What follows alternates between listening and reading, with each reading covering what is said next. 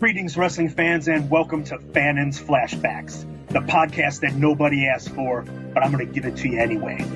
This podcast is going to cover tales from IWA Mid South during my 12 years with the company, and it will be a part of the VNMVS Podcast Network. This podcast is intended for mature audiences only due to the foul language and graphic details about deathmatch wrestling that it will contain.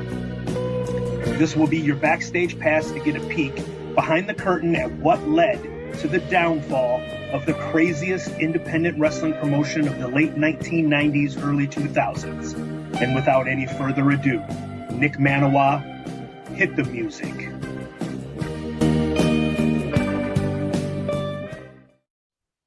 Greetings, wrestling fans, and welcome to episode 45 of Fannin's Flashbacks. It's the podcast that nobody asked for, but I decided to give it to you anyway.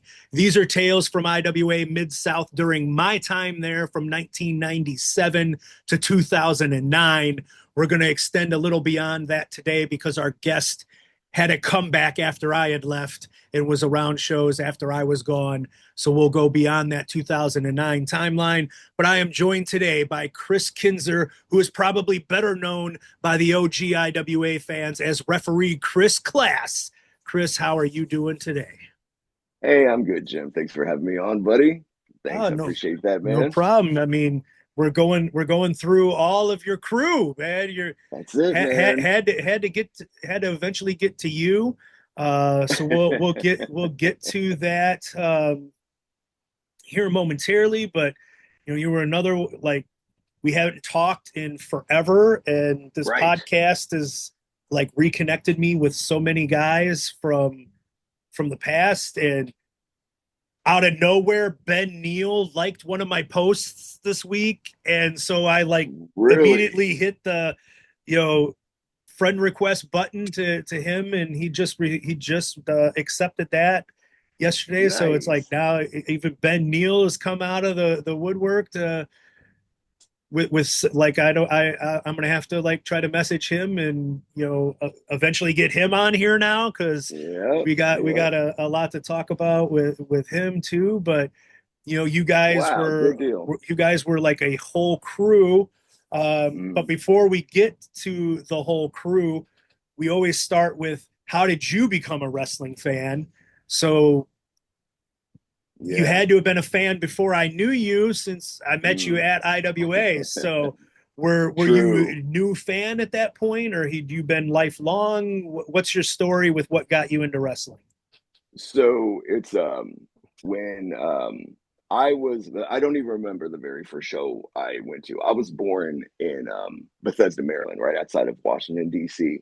And I guess back then WWF was like real big then, and that was a territory of theirs in Baltimore Arena, or it was Baltimore Civic Center. Then they would run shows. I believe it was like the way they would do it would be like every other month they would run at Baltimore Civic Center, and the month in between they would go to a place called Landover, Maryland, which was about 45 minutes away from there. It's called the Capitol Center, the old Capitol Center where the Capitals used to play. And so my dad used to tell me he would take me to shows where they wouldn't charge me a ticket. He was like, he would just sit on my lap.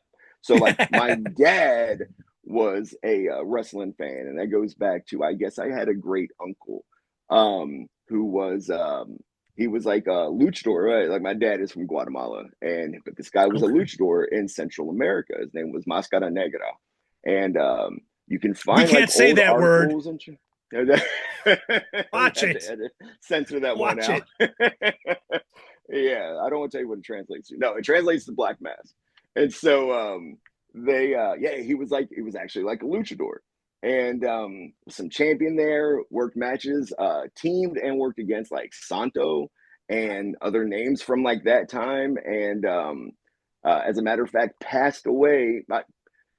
The way stories get told later on, it's like, did it really happen this way or did it not? But it's like, apparently like he had some heart condition and passed away in the ring, or he had a match and passed away later. I've heard both sides. So literally, like, from what I hear, died in the ring. So it's like, I have wrestling like basically in my blood since before I was even born. And so, yeah, my dad would take me to shows. He used to tell me about, and he was the biggest fan. My dad was like the biggest wrestling fan. And when he and my mom first met in the Army in Georgia, they used to watch Georgia Championship Wrestling. I wasn't even around then. And so my mom always liked it.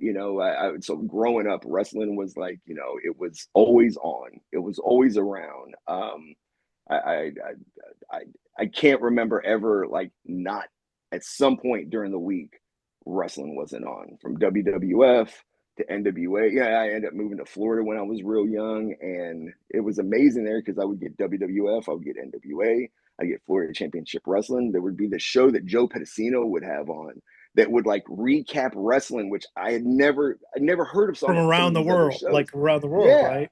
And I don't know a lot of people that had seen this. A lot of people have Every heard of once Joe in a while it would Pedicino. be there, like every once in a while it would pop up on, there was like a couple of syndicated channels in Chicago where they would just randomly have things like that, and there, like once or twice I'd end up catching like Joe Pedicino and his wife was what, Bonnie like Blackstone. Bonnie Blackstone, yeah, Yeah, and they would like yeah, recap yeah. around, and then there was like a show that was like that became hugely popular in Chicago, where like the woman was like called the honeybee, and she would like tell everybody like be there or be squared, and she was the honeybee, Nice. and Work it became together. like this. It would like air every night All at like right. 10 o'clock on this channel that had like all this wrestling on it, and I could like remember it, and I remember like Googling to try to figure out, like I couldn't remember what she was called. There was like a newspaper article in the Chicago Tribune from like 1986 about how popular the show was and about her, and that was like how I was able to figure. I was like, oh Nice. yeah, the honeybee. That's what, because I could remember the be there or be squared, but I couldn't remember Right.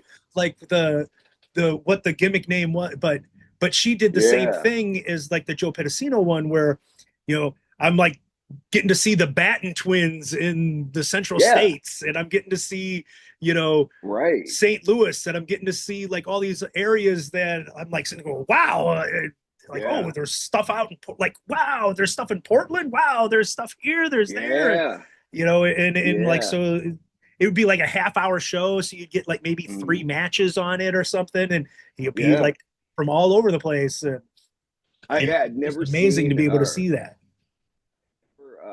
I didn't know anything about this. I didn't know who the hell Joe Pedicino was. I had no idea that he gave me hope because I see this big sloppy Joe Pedicino. I see Bonnie Blackstone, and later on in life, I find out they're married. I'm like, okay, I got a chance, man. I Dude, just got to become a good yeah. salesman. I don't know what his gimmick was, but Yeah. yeah. So they would recap wrestling, but like I said, I was always around wrestling and going to shows. I remember, like I said, especially when I lived out east. Um, I would go to random shows would pop up at high schools, and I was like, what the hell? There's other things other than like I knew there were other things just based off those TV shows, other than like Florida Championship Wrestling or WWF, NWA. I just grew up with it all. I feel so lucky, and then I ended up moving to Indiana in seventh grade. This would have been like '89. And I was hanging out with some of the local kids or whatever. Come to find out, they liked wrestling, and they kept talking about this. One dude was like, my cousin was dating Jeff Jarrett, and kept talking about my cousin dated Jeff Jarrett. And I just moved here from Florida. And I'm thinking Jeff Jarrett's just some local dude from around a guy who works at the gas station. Now, I never heard of Jeff Jarrett. I don't know who the hell that Right. was. And so I'm like, who the fuck Jeff Jarrett? Is he like a buddy of yours? He's like, no, man, he's on TV every week. And I was like, what? And What? so yeah. So the first week of me starting high school or starting middle school at in Indiana, like I said, barely knowing anyone, my mom was like, "Hey, there's going to be a show. It's everything was WWF. WWF is going to be at the high school." Come to find out, it was USWA, and I'd never watched USWA. My buddies had told me about it when they told me exactly Jeff Jarrett wasn't like the guy pumping gas down the road. He told me exactly who he was, and so I go to this show, and right off the bat, I see it's who was there? Bill Superstar Dundee, which I had seen him from magazines. I mean, I had a stack of like comic books. Like I credit comic books and pro wrestling like magazines for like teaching me how to read, and Yeah. so that is what like I just buried myself into, and Yeah, so I was familiar with a lot of these places and a lot of these people, but I had never like maybe seen them work. And so I saw Bill Dundee live, Jeff Jarrett was there live, not pumping gas, actually like working a match. And there was a young, stunning Steve Austin there and had a match. I believe it was with Bill Dundee. I'm pretty sure that's who it was with. And I remember seeing him and I was like, this dude looks awesome. I was like, there was something about him. And as a matter of fact, where I was sitting, they had the heels come out of like the girls' locker room, which is weird. But and then they had the baby faces coming out of like the boys' locker room or whatever. They all met in the ring, which was like that's awesome, man. I love that, kayfabe was like, can't have those two together, man. Right. And where I was sitting was kind of by the girls' locker room, not knowing that that's where the heels were going to come from. And I believe the Bill Dundee Steve Austin, stunning Steve Austin match, they may have like been the curtain jerkers or whatever, because like for the rest of the show I would look over and probably hear like maybe 5 feet away there was like a young blonde hair Steve Austin, just like Long blonde kind of, hair. yeah, he's like, he's standing there, his hands kind of on like, one of the seats of the what do you call the it was the bleachers, he's kind of like hanging out there like looking at the bleachers, watched the whole show there. And I wanted to like talk to him, but I was kind of intimidated. Plus, he was a heel, and I was a big mark, and I was like, this dude's gonna just fucking cuss me Yeah, out. he's And gonna like, punch he's a me in the bad face if I guy. try to talk Yeah, to him. I was like, and he just lost. So like, he saw me like cheering for Bill Dundee and shit. But like, but like whenever that happened, I was always like, everyone always says like, it's like growing up, a lot of people, growing up now, you talk to people and they're like, oh, I always like the heels, and it's like there were some heels I liked, but I was like, I always pulled for the baby faces. I was like, I always went for that, but every now and then there'd be a heel that would like, really be like, dude, I shouldn't like this dude, but he's pretty awesome. And Stunning Steve Austin was that dude, but I was way too intimidated to talk to him. So it's like I was always around wrestling, even like no matter where I was, wrestling had something, there was something there that whether it was friends, I found the TV shows because I started watching USWA every Sunday morning.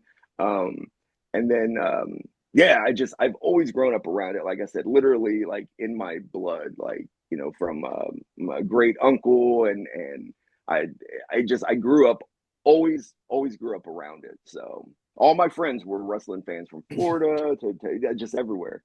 And we talked very briefly before, we hit record, and we're saying that like I owe all my friendships to pro wrestling, and recently specifically IWA Mid South actually. Right. Yeah. Yeah. All of my friends come courtesy of professional wrestling, either Mm-hmm. met at shows Yeah. or became friends in the first place because we liked wrestling, and that like was the bond that we grew from.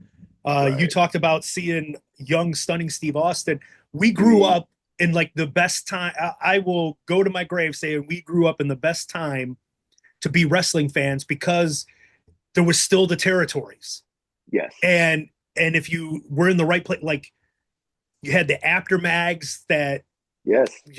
I would live on every trip to the grocery store, barber shop, Mm-hmm. wherever, I just sit there and read the after mags and get to read about all these guys that I couldn't see on TV.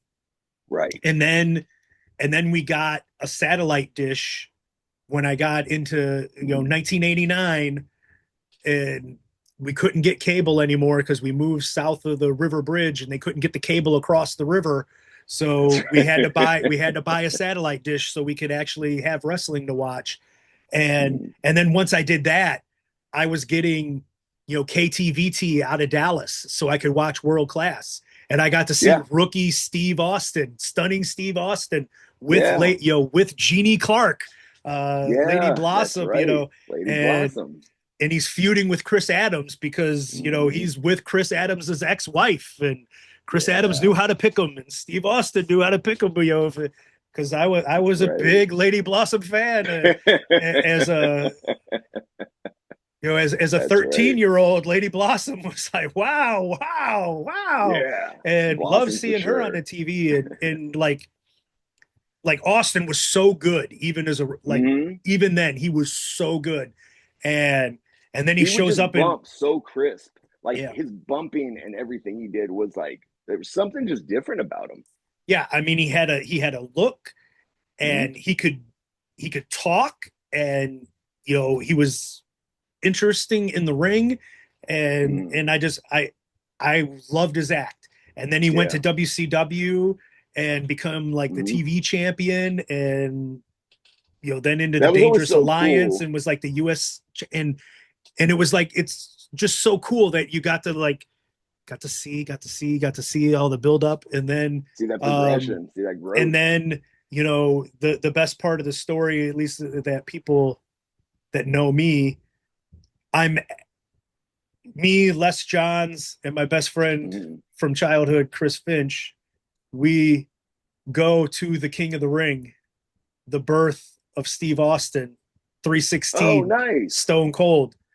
Um, Except I got pissed off and left and went and sat in the car after Jake the Snake Roberts beat Vader in the King of the Ring tournament. So I'm in the parking garage in the car, pissed off, as like one of the biggest moments in wrestling history of my lifetime happens, No. like inside the building. And um, you know, granted, when Les and Chris came back out and got to the car and we were leaving, they didn't know that was that Austin What they just 316 witnessed. was going to take off like it did. So it's Right. not like they were like immediately going, "You just missed one of Yeah, the yeah, most important exactly. building blocks in wrestling history," kind of deal. It wasn't like that, Yeah. immediately at the time. But yeah, I could tell people that I should have been in the building to see it, but I was I was pulling a Fannin, and walked out of a show all pissed off, and went and sat in the car, which Yeah. has happened at least half a dozen times in my lifetime now. But that was the first time. That was the very first time, was the birth of Austin 316. But yeah, he was tremendous watching going up. But it was, I got to watch UWF. I got to watch Georgia Hmm. Championship Wrestling. I got to watch Crockett. Yeah. I got to watch AWA. I got to watch, WWF when I could tolerate it. Yeah. And, and Yeah. then you could follow everything. So like, even before I went to the University of Kentucky, I was Hmm. familiar with the Memphis territory because of the aftermags. Right. Had never gotten to watch it though. Had never, Hmm. because even on the satellite dish, it wasn't something.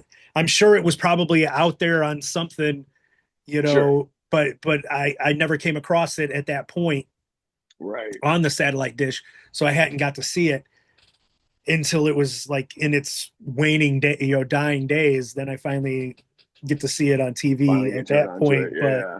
But I mean, it was Yeah. such a great time to grow up and be a wrestling fan. And you had the AWA Remco action figures, you had the Yeah. WCW Galoob action figures, you had the Yeah. Hasbro and LJN WWF figure. Like there was Yeah. just so much. You could watch it on TV all day long, and then play with play Play with with the it while action you're, yeah. figures like the rest of the time, and just obsessed with professional wrestling growing up. Yeah. I bought like all the magazines. I'd cut out pictures of my favorite wrestlers and just have them like all over the taped up all over the walls of my bedroom. It was just nothing but, you know, NWA guy, like Ric Flair, Magnum TA, Dusty, Nikita, like all over my damn bedroom wall. And it was just Yeah. it was just my whole life growing up. So Yeah. That's what it was with me, I didn't get to man. go to live shows like you did, very frequently due to things, but it was just such a great time to grow Yeah. up and be around it. You could And just get lost in that. That was the thing. Like growing up, I didn't have a terrible childhood, but like a lot of people from like the 90s, we were latchkey kids and like from split households and like, when the folks were together wasn't exactly the best of times typically. And so like I could get lost in my, wrestling magazines. And I remember there was I just had tons of wrestling magazines and my mom denies this, okay, but when I went out, I was probably like fourth or fifth grade or something. I was real, maybe even younger, and this was she was going through some stuff like kind of mentally or whatever, and she's the best mom in the world now. Like I love her to death. I can't put over Donna Class enough. But anyway, I got home one day and I was like, where the fuck are my wrestling magazines? And I'd look around. She's like, oh, I don't know where they were at. Come to find out, I guess like she ended up tossing them. She was thinking that it was like, there's so much like tension and like evil in this house. And I was like, they weren't coming from my aftermaths, dude. Like, Right? No, not like, my bags. yeah, like, blame my dad and his temper, that's where it's not my aftermaths, man. And yeah, so they were gone, and it's like, but that's still, like I said, she denies it to this day. But one day they were there, the next day she was the only one there, and they weren't. So it happens, But Well, she would take me to shows. the magazines grew legs, and they just walked out the door. That's all it was. Man. So it's like, I remember liking wrestling so much that I would take like my 3 3/4 inch GI Joes, and I had like the AWA ring back then, and I would wrestle with my Joes. Like I would like wrestling was like everything for me, man. And like I said, all my friends now, my friends then, I had one of my best friends. I had brown hair back when I had hair. I had brown hair. My best friend, this kid named Brian Hill from Florida, was this blonde hair kid. My dad, they were doing a Rock and Roll Express lookalike contest. My dad's like, bro, we got to take pictures. So we went out and bought like handkerchiefs, and we're doing these poses, and we sent it off, and yeah, we probably didn't look anything like the Rock and Roll Express, other than one being a brunette, one being a blonde, and we obviously didn't win. But like, I think you would have won like tickets to a show and like some free Wow. merch or something. Yeah, we didn't win. Do you still But have a copy of that photo? I wish I did. I've asked my dad about this, and I was like, that would be like, I don't really do social media. I have like an Instagram account, but I was like, that would have been my profile picture for everything. So, no, I I was have going to say, no because idea. Manawa puts together the montage photo for each episode, and That's right. that would have been a because Awesome. we're gonna have to come up with some photos for this, and it's not like we have 8 photos together of the two of True, us in man. order to That's do this. true. We'll have to So that Photoshop would some have stuff. Yeah, I don't, man. that would have been a perfect one to Damn, that would have have been. on there. Yeah, man. No, I don't know whatever happened to that. I guess, he took Polaroids, and then we sent it off to, Jim Crockett. So And then that's where there's they're no, at somewhere. yeah, Jim Crockett's got it somewhere. By God. Yeah, let me Uh, contact Crockett and we'll see, Yeah, hey, man, well, where they Jim at, dude? Crockett's dead. Maybe Oh, Davy yeah, maybe Crockett. Maybe Davy David Crockett. Crockett still has them David though. Crockett. Yeah, He might David still might have a still. copy. It'd be like, That's hey, true, man. Yeah, so yeah, I mean, like I said, it was all around me. My dad used to tell me about taking me to the Capitol Center, and he, he was in it. Even though he had an uncle who he would say, I remember being there, or I'm sorry, I guess it was his brother-in-law. He said he remembers being, younger than his sister who had married this guy, Mascara Negra. Um, he said, like, I'd be hanging out there and these guys would come in and they'd be wearing their masks and they would walk in and they would start wrestling in like the living room. They're going over shit in their matches and stuff. And he's like, I was a kid, I didn't know. I was just like, wow, I'm having a match right in front of me, this is crazy. And but my dad was he was into it 100%, man. And there's a picture. My mom has been, she asked me about it all the time. This would have been from either, I was 3 years old. And I know I was like, this was 79, 80, something like that. When, if you go back and watch wrestling WWF or WWF from that time, you could walk up to the ring and like when they would introduce the people in the corners, they'd wave to the crowd and people, they would sign autographs right there. Then everyone yep. would go sit back down and they didn't have to put You up a could even see guardrail that or on like anything. the old World Class episodes. The Yeah, fans would yeah. just walk right up So to the ring, and the Von Erichs would be signing programs while they're getting yeah, man. introduced. So they would do that at the Civic Center, and they would do that at Baltimore Arena. And Bob Backlund was the champ at the time. And Bob Backlund was that white meat baby face, and he would always pick up a kid, and like after the ring, and like or after his match, and um, one day, dude, I have like this is like legit one of my earliest memories is my mom taking me there and handed me to fucking Bob Backlund, who had just got done having a match. And this is, I swear, like I've, later on in life, I've been diagnosed with like depression and anxiety and all this. And I swear this is where anxiety was born because he picked me up. And I I remember this dude was just like, he was so like soaked, man. I was like, this motherfucker's getting me soaked with sweat and all this other stuff. He put the old strap on me. And I remember like, it was such an incredible feeling that I was like, dude, this is awesome. But then I was like, oh shit. I was thinking maybe he wrestled like Sergeant Slaughter that match. I don't remember. Bob Backlund went over. And I remember just being so damn nervous that like, dude, Sergeant Slaughter's about to come and kick his ass, and I'm going to be caught in the middle, and I'm going to be the one used as like a weapon or something. And like, I was I could not enjoy it as a 3-year-old because my anxiety took over. But there's apparently from some house show, Bob Backlund picked me up, carried me around the ring. My mom, talks about it. Again, we probably didn't have pictures, damn it. Right.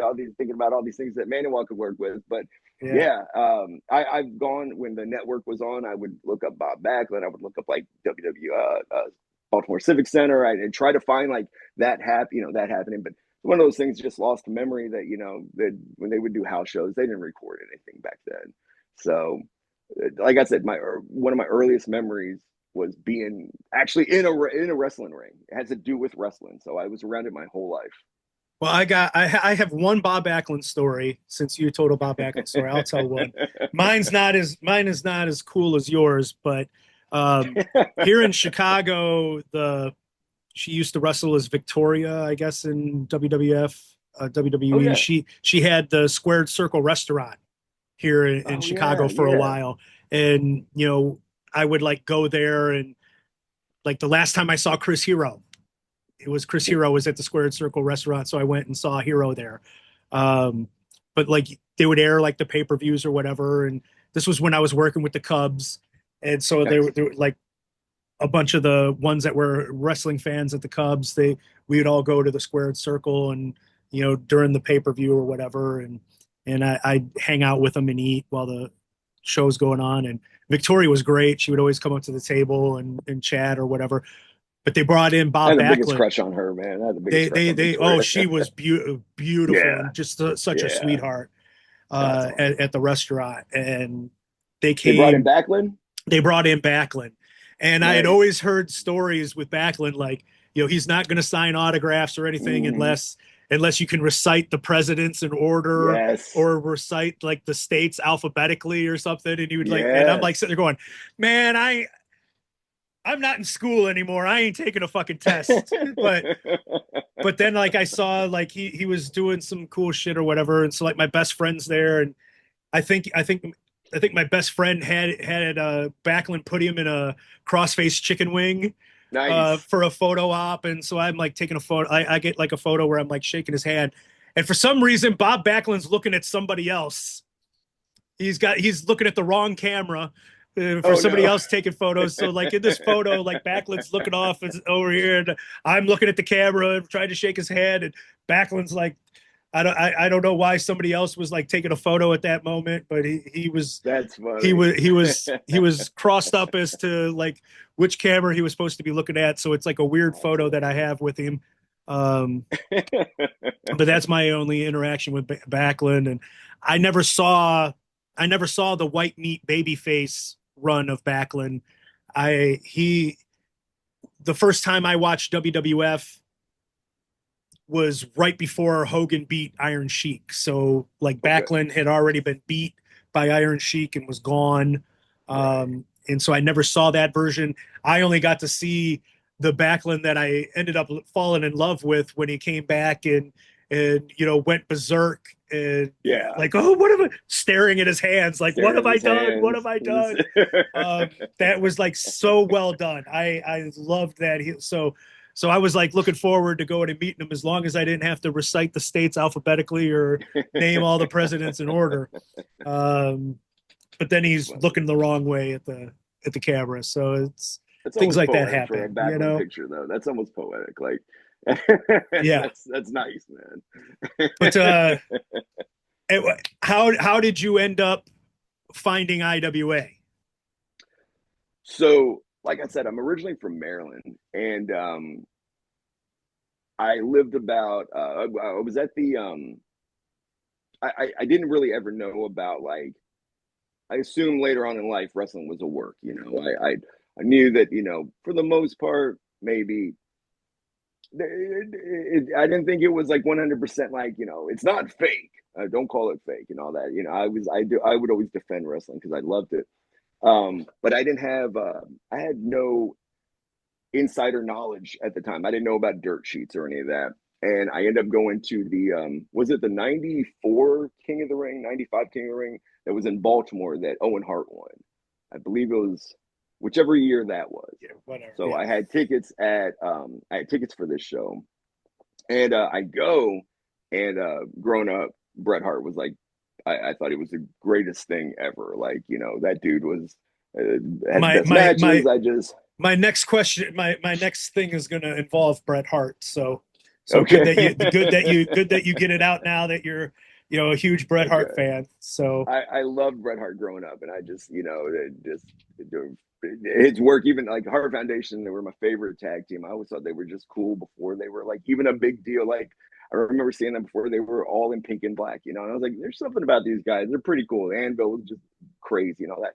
Anyway, I go there and I'm the biggest Bret Hart fan, and I'm going crazy. It's the first time they actually debuted his like new music too, and so I'm just going crazy, like, cheering for him and all this. And I have this guy in front of me that, because I like Bret Hart, I could not like Owen, even though I was like, dude, Owen's like kind of good. Like, in the back of my mind, I'm like, this dude's kind of good. And like, in a sense, maybe he does some shit better than Bret. But I was like, but fuck you, Owen, you the match with him and Bret from Mania, Mania 10 was like my favorite match ever. Anyway, I hated Owen. I loved Bret. And this is, I was pretty hardcore into it. The guy in front of me has this crazy mullet and all that, and he's just cheering for everything. Everything I'm cheering against, he's cheering for, and he loved the heels on. I was like, who the fuck's this guy? So naturally, like we're just kind of start busting each other's balls. Guy ends up becoming like one of my best friends, and tells me like, oh yeah, by the way, it's gonna be Jim the Anvil Neidhart that's gonna be with Bret Hart's, in his corner. And I was like, how the fuck do you know that? And he was like, oh, it's in this, and he pulls out a pro wrestling torch, and I was like the Wade Keller mag, and I was like, whoa. I was like, what the hell is that? And he's like, dude, check it out. I don't know why he just pulled one out of nowhere in like 1995, and like where the hell it came from, but like he did it. And at guy least ended up that's all he becoming, pulled out. yeah, allegedly. So Allegedly. so doing this, and it was my first introduction of like, there were newsletters that would get mailed out weekly that, they would talk about results from, all these different places around the world, from different or at least the United States, different federations and indies, and different territories, some I'd never heard of. And I got my first like, glimpse into the backstage of the behind the curtain, basically. And so because of that, I don't know. I got consumed with that. And living in Maryland, MEWF was like kind of a local show there. And so it was like MCW, like Maryland Championship Wrestling. And Ian and Axel would, when they were in ECW, which I just kind of learned about ECW shortly around that time, they I met them at the shows there. And so next thing I know, I wasn't living in Maryland at the time when I saw King of the Ring. I was just visiting my dad at the time, and I moved back, or came back to Indiana where I was living. And then I hear IWA actually I hear about this thing before that in a place called Boonville, Indiana. And they were going to have I think the first in the United States, like Four Corners of Pain match or something. I was like, what the hell is that? Boonville was about an hour away from where I lived, and Ian Rotten was booked on a show, and I was like, wait a second, I know that dude. And I was like, I've met him before. So I ended up talking to him. I met him at like a Salem show, and I had met him like different times. And I was like, dude, are you like following me, man? Like, I met you in Maryland, and like, why the hell are you like, or why are we both in like Boonville, Indiana now, of all places? And so like we kind of struck up a friendship, and I told me about the hotline, of course, and like, I think we probably exchanged numbers or something, but I met Ian at like some of these other smaller shows, and so I would go to some of these little spot shows or whatever before IWA would run frequently at the Kmart building.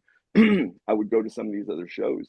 And so basically, I can't say from day one, because I think that first show was at like that snowstorm show in New Albany. Yeah, I lived about with an 10 hour people. away with 10 people, and I wasn't one of them, but like all my best friends, like all my friends, Yeah, Brent Dropkick we've talked Blades, about, Brent Blades, they were there. I don't even know if they knew each other then, but like, they were all there. They're from that area. I lived about an hour away. And so, yeah, I would just end up making the drive every hour. Before it was IWA, I was making the drive an hour away to watch USWA. So, like, I was not afraid. As soon as I turned 16, I was like, dude, tell me where a show's at. I'm going to drive to it. I was like the weekend warrior of just watching wrestling, like in high school and stuff from the time I was 16. So, yeah, I ended up, finding out Ian is in this same area that I'm in. And, like I said, it just kind of, we kind of talked a little bit back in Maryland and didn't really know each other, but knew of each other kind of thing, and then I, became buddies here. And so I started following basically since like day one. Okay. Yeah. So my first interaction really with you, or really getting to know you, the WWF pay-per-view that runs at the Louisville Gardens in like 97, um, Bret Hart versus the Patriot. Patriot. Yeah. Yeah. And like knew of you because of the front, we like knew each other from the IWA shows, but Right. really Right. hadn't talked or anything.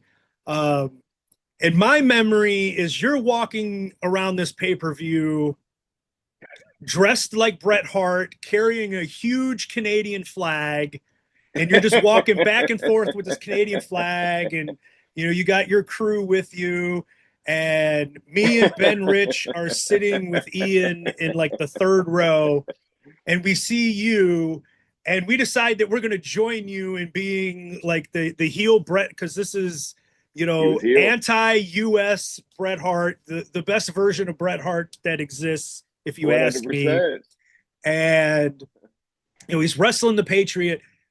I remember us like all standing up and singing the "Oh Canada," national anthem at the top of our lungs while you're Nice. waving this flag around, and like almost ready to start a damn riot in this That was redneck it. ass building of people that can't believe that we're like anti-patriot and that we're pro Heart Foundation, and it's singing and Ian just keeps slumping farther and farther down into his seat, like, I can't believe you fuckers are doing this.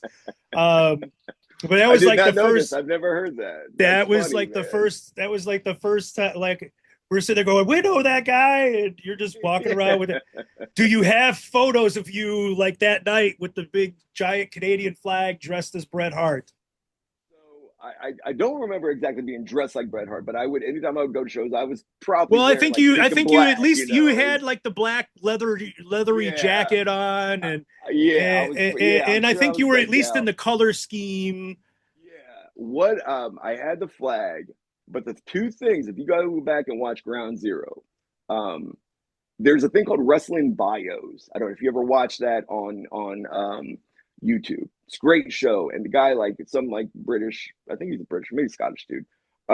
He breaks down a thing called Reliving the War, and he talks about Nitro versus Raw, and he's had to go on for the entire time, and breaks down each individual show, breaks down pay-per-views and stuff. He breaks down Ground Zero, and they don't talk about like I had the flag there, and I had two signs, and I would take the poster boards, but I took two and I would tape them together so they were twice as big. So I was like, "You're gonna fucking see my sign on TV." And so if you go back and watch that during the minis match, at one point, and the guy talks about it, if you go back and watch Ground Zero from Wrestling Bios, I have a sign because I hated Shawn Michaels as well. Like, you're not down with Bret Hart, man. Fuck you and fuck anyone around you. So my double poster sign said HBK SUX DIX. And I held it up and it got on TV. And the dude, like, yeah, that actually got on TV during the minis match. But like then the other big thing was I had a sign that said Bret Hart is still my hero.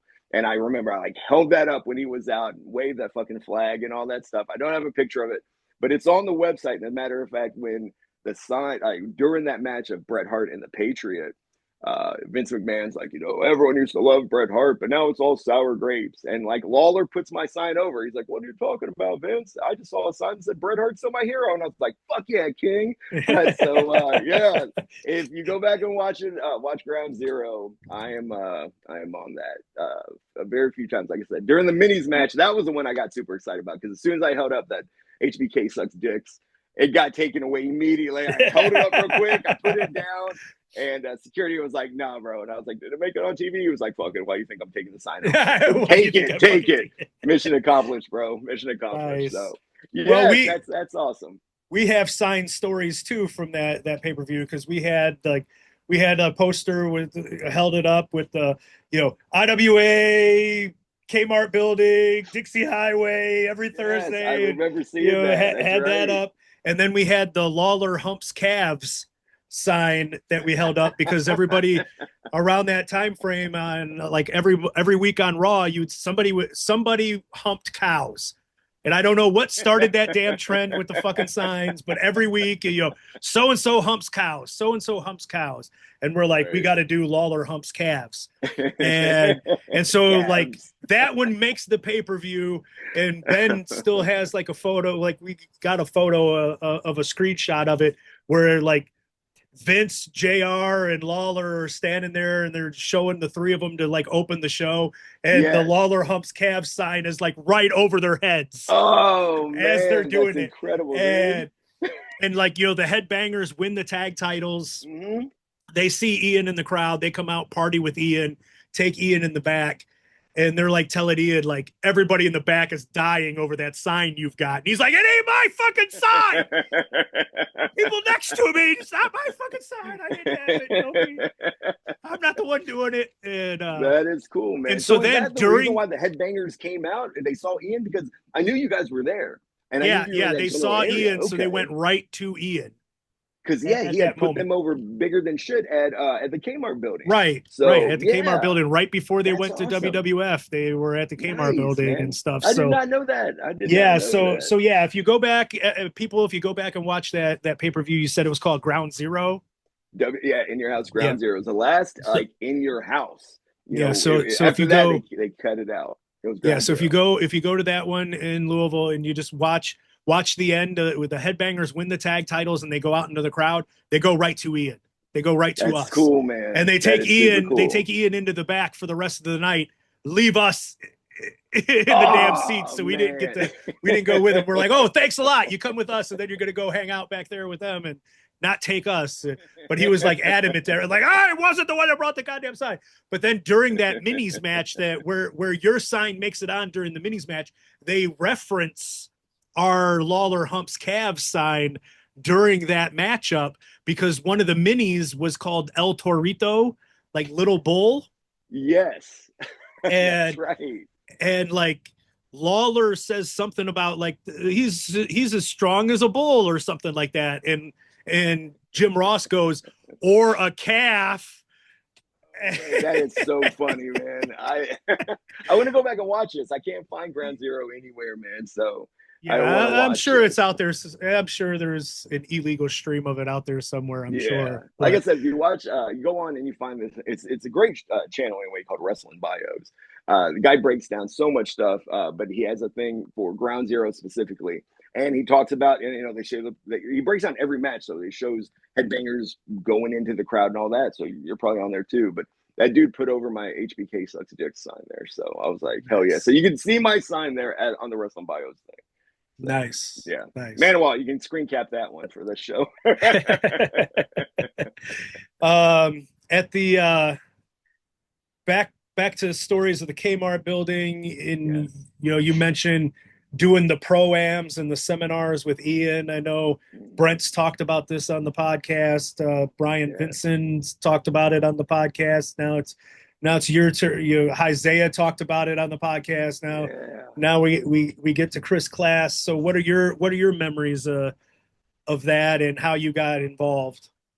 Well, IWA Mid South, like, the Kmart building specifically, where I met, everyone. As a matter of fact, that's before I had ever talked to you guys. That's where I remember you guys like I don't remember the exact angle, but that's where I first remember meeting you and seeing was it Ben who got dropped and like got his Yes. shoulder Yep. his shoulder it was his collarbone or Yeah, he whatever, broke his right? collarbone.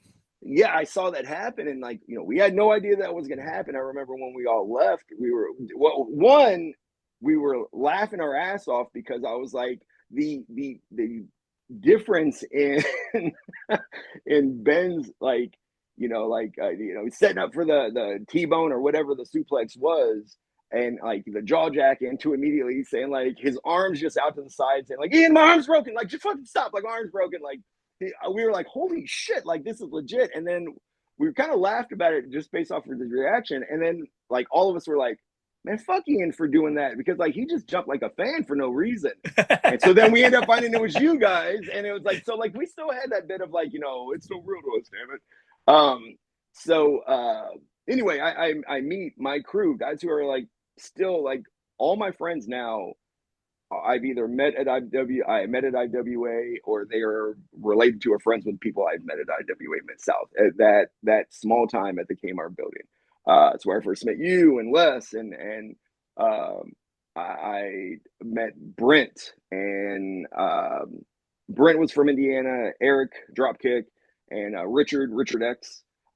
We were all the Indiana guys and we had those hotlines, those 576 hotlines and Brent's talked about those crazy hotlines forever. And other people who showed up, we were always in the front row. And then you had the back row guys, which were like the Lock family. And that was Brian, Vic Timiza, and Warlock, Combo Lock, Nathan Future, and Charlie, and Jeremy, J Prodigy, Yep. BDL, all those guys. And so for whatever reason, it's like, I guess to us, we were just like, we're better fans than those fans. That kind of is so stupid, man. I don't know, dude. And so for Yeah. whatever reason, Well, there was everybody like had their some own little beef clique, there. and everybody Yeah, thought their it was clique like, was the clique. dude, it was like faction wars, man. And so, yeah, it was like so weird that it's like people like we had those hotlines, and then the Log Family guys would call and talk shit to like Brent, and like talk shit to me, and then we'd call and talk shit to them, but then like we'd be face to face kind of thing, and we're just like kind of everyone would kind of be looking at each other like from across the way, like we'll talk shit, but maybe we really don't want to fight. We'll act like we will and all that. And then one day something happened, and I think I think Brent got cussed out by Charlie. I remember this. And they were like, you have pissed off Brian or all this stuff. And if you ever meet Brian, Brian's all talk. Brian ain't ever going to do shit. So I love Brian to death, man. I say there's like 4 people in this world that are my brothers. And it's Dropkick, it's Brent Blades, it's Eric Fate, BFE, and Vic Timiza, Brian Warlock. Those 2 guys are my brothers for life. And so I feel like, he wouldn't never admit it. He's all talk. But anyway, for whatever reason, I wasn't like the spokesman for like our guys, and like I didn't know if Brian was like necessary for them, but I just went over and I was like, "Hey, dude, what's up, man?" I was like, "My name's Chris. I know we're all talking shit, but like, y'all seem funny. I'm laughing at some of the shit you guys are saying to some of the people back there, getting in front of everyone's face. You guys run from bull pain like everyone else, so it's like we had similarities, and like that night just kind of broke the wall down, and we all just kind of intermingled." I guess kind of before that, we would when I met Brent and he had a whole crew of dudes that I didn't really ever see at IWA, but they were all like kind of wrestling fans or just friends in general. They went to school together. And I met Eric and all that. And for whatever reason, we all got together and Brent said something about going to OVW and they would rent the ring off of Mechanic Street in Jeffersonville. And I was like, you guys could really like, he's like, yeah, it was like for like 2 hours, it's like $200 and like for $10 extra, Danny will like record it and shit. And I was like, I could actually be in a wrestling ring. No kidding. And so we all would get together. Dropkick worked over at Target in Clarksville. We would all get there early and we would just book this show. And, we're all like, 17, 18, 19-year-old kids, just, none of us trained, everyone taking bumps and getting concussed. And like, all of us just, it's, Woo! realizing What a how great time. hard. Yeah. And dude, that OVW ring bumps so stiff, man. That OVW, like, and that was around the time it was kind of right before because Danny quit running out the ring once he got the deal with WWE or WWF to become the the developmental unit or the developmental service. He quit renting out the ring. I guess too much of a liability then. And but we got in right at the nick of time, and so met him from there. And so when he quit renting out the ring, and Ian heard about this, money making opportunity that like I could just be like, yeah, for $200, yeah, I'm gonna be at the arena anyway, so like, or the Kmart building anyway, like come out and fucking put on your shows. Oh, you want music? $50 more, and you could use this thing. That's the DJ equipment. It's already set up. All I gotta do is Right. turn the on button on. But give me $50 and I'll do that.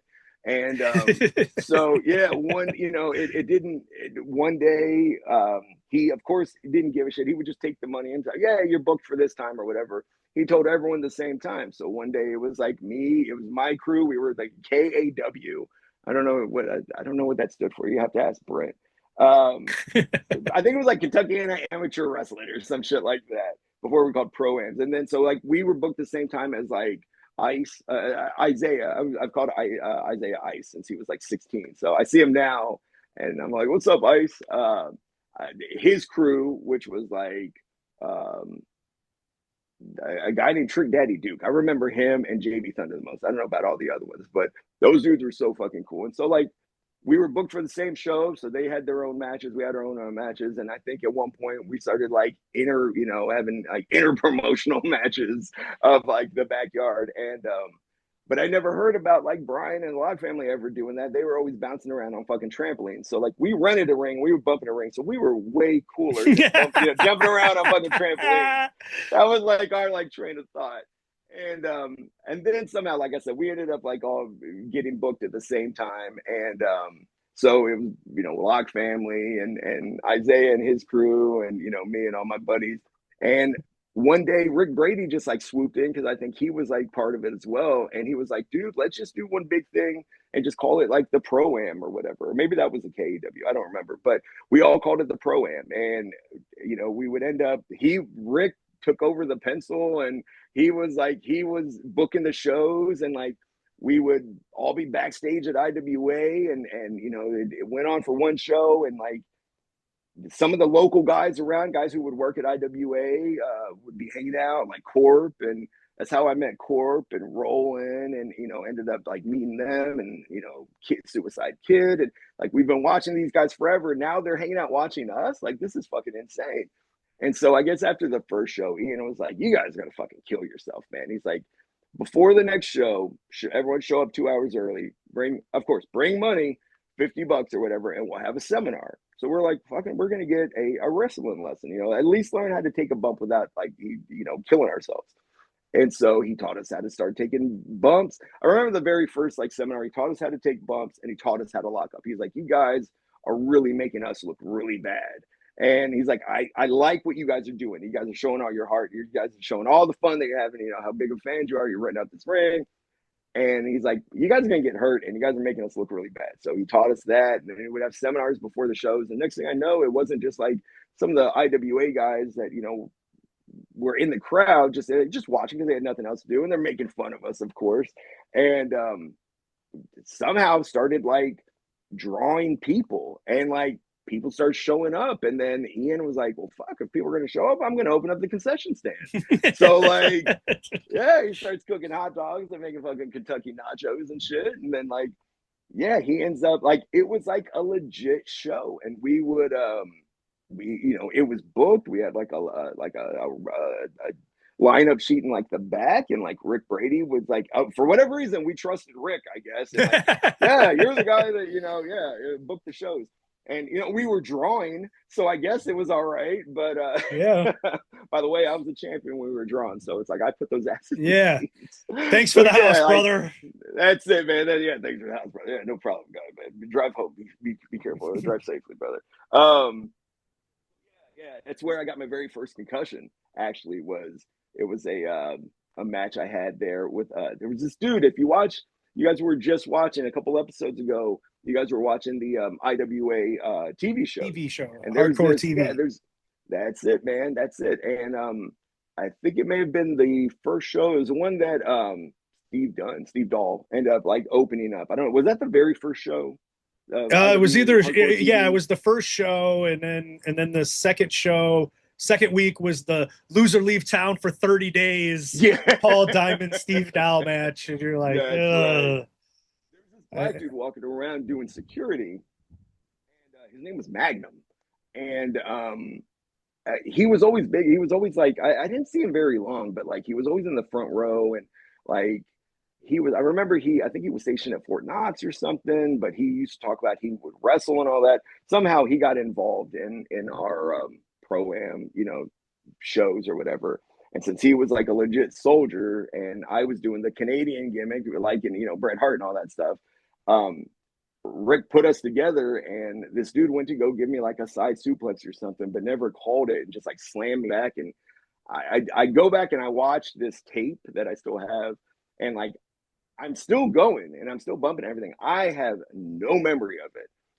But what I remember is at one point he shit cans me, and Cash is out there. And I this is like where my memory starts kind of coming back. Is I remember something cold going over me, and Cash was like fucking pouring beer on my head. And I think it was like a lumberjack match or something. And Cash made himself a lumberjack, and he starts working me over with the punches. And I'm like, I remember it kind of coming through. And I watch it, I don't remember it. I have like kind of like, yeah, these images that pop up. I remember like kind of coming to in the back, and someone was like, who the fuck just vomited in the fucking bathroom, like in the toilet? And I was like, oh shit, man, my bad. That was me. I was like, I don't know why I puked, after that match. I was like, maybe I was blown up. I don't even remember like the match itself. And Ian goes, you puked? And I was like, yeah. He's like, come here. And he like looked at my eyes. He's like, you're fucking concussed. And I was like, I was sitting back there and I couldn't remember how I got there. I couldn't remember anything about it. I couldn't remember where I was. I couldn't remember the date. And for whatever reason, I was like, I need to think of something. And I started going over my social security number. And I was like, okay, well, at least know that. And I can build from there. But that was like my very first concussion. And that's when I really kind of had a much more healthier respect, where like I got my fucking bell rung, and there's like a 30-minute gap of my life that just happened that I don't know what happened. And so I was like, I need to pay a little bit more attention to these pro-ams. And so I took it a little bit more seriously and stuff like that. And when he would have those the seminars, I was focused in and dialed in at that point. And so that kind of led to, later on when I actually had legit training, like full-time training at in Maryland, but or in Virginia. But yeah, that gave me a healthy respect for the business. Being at that pro am show, having a good time, meeting so many guys, not just like the buddies I was in the ring with, but all the IWA guys that we would sit and watch and like shoot the shit with. They started involving themselves in the show too. Like, Roland ended up coming out with Lock Family at one point. He was part of like unofficial member of the Lock Family. And I remember Corp was doing some shit. And Cash is working me over during a lumberjack match. And it's like, so it was such a fun time. Yeah, and such a cool opportunity for fans, It to get really an was. appreciation for what actually goes into it, and to then be able to have these core memories as long as you can remember them and don't have a concussion to knock it out of you. Yeah. Some of the Um, best memories I have are from that time. I mean, I was March 23rd is my birthday, and we went to the arena for whatever reason one night it was on March 22nd, because I turned 21 at the Kmart building in the ring. It hit midnight, I guess, officially, to become March 23rd. And I was in the ring. It was some of us in there with Kickboxer, with Harry Palmer, and I was thinking Corp was in there too. And they were bumping us. They were like, we were just doing some shit. We were just in there, just having a good time. And I'm sure we were probably having some beers before, but I remember Corp handed me, he was like, well, you're officially like 21. I was like, oh, dude, we were drinking just a minute ago. But he's like, here's your first official beer. And I was like, well, thanks, buddy. So I had a beer there. And it was like, no one was there. It was just us. It was like, it was late at night. We were just fucking around. We had the keys to the castle, and we were just having a good time. So that's like what we would do. It was like, I'm very fortunate to do that with, so many people that, like I said, I call them my brothers now, and it's great. I met you because of yeah. IWA Mid South. So it's like Well, and you it was spent an your incredible opportunity. 21st birthday in the ring. And my 21st, the night before my 21st birthday was my first night in the business. It was that first Lexington show, Oh with me shit. working. Okay. So that was the night before my 21st birthday. Buddy Landell beats Bull Payne for the IWA title, Oh, because okay. Ian loved to do a title change first night in a new town, make people think that, they can see anything on the show. Yep. So Buddy Yep. Landau wins the title from Bull Payne. The next night, there's a show in Bardstown on Mm. my actual 21st birthday.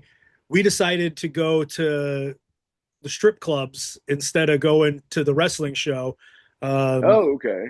Kind of deal. So we missed it. But then Bull wins the title back in Bardstown, so you can have a title change in Bardstown as well. That's it. So with Buddy That's Landell's one day as IWA it. heavyweight champion. But yeah, so we both pretty much spent, like, I'm pretty sure that Lexington show ran past midnight. Uh, Oh yeah. Oh so yeah. I I think I think I guarantee think it. we can both say that we spent our 21st birthday in the IWA ring.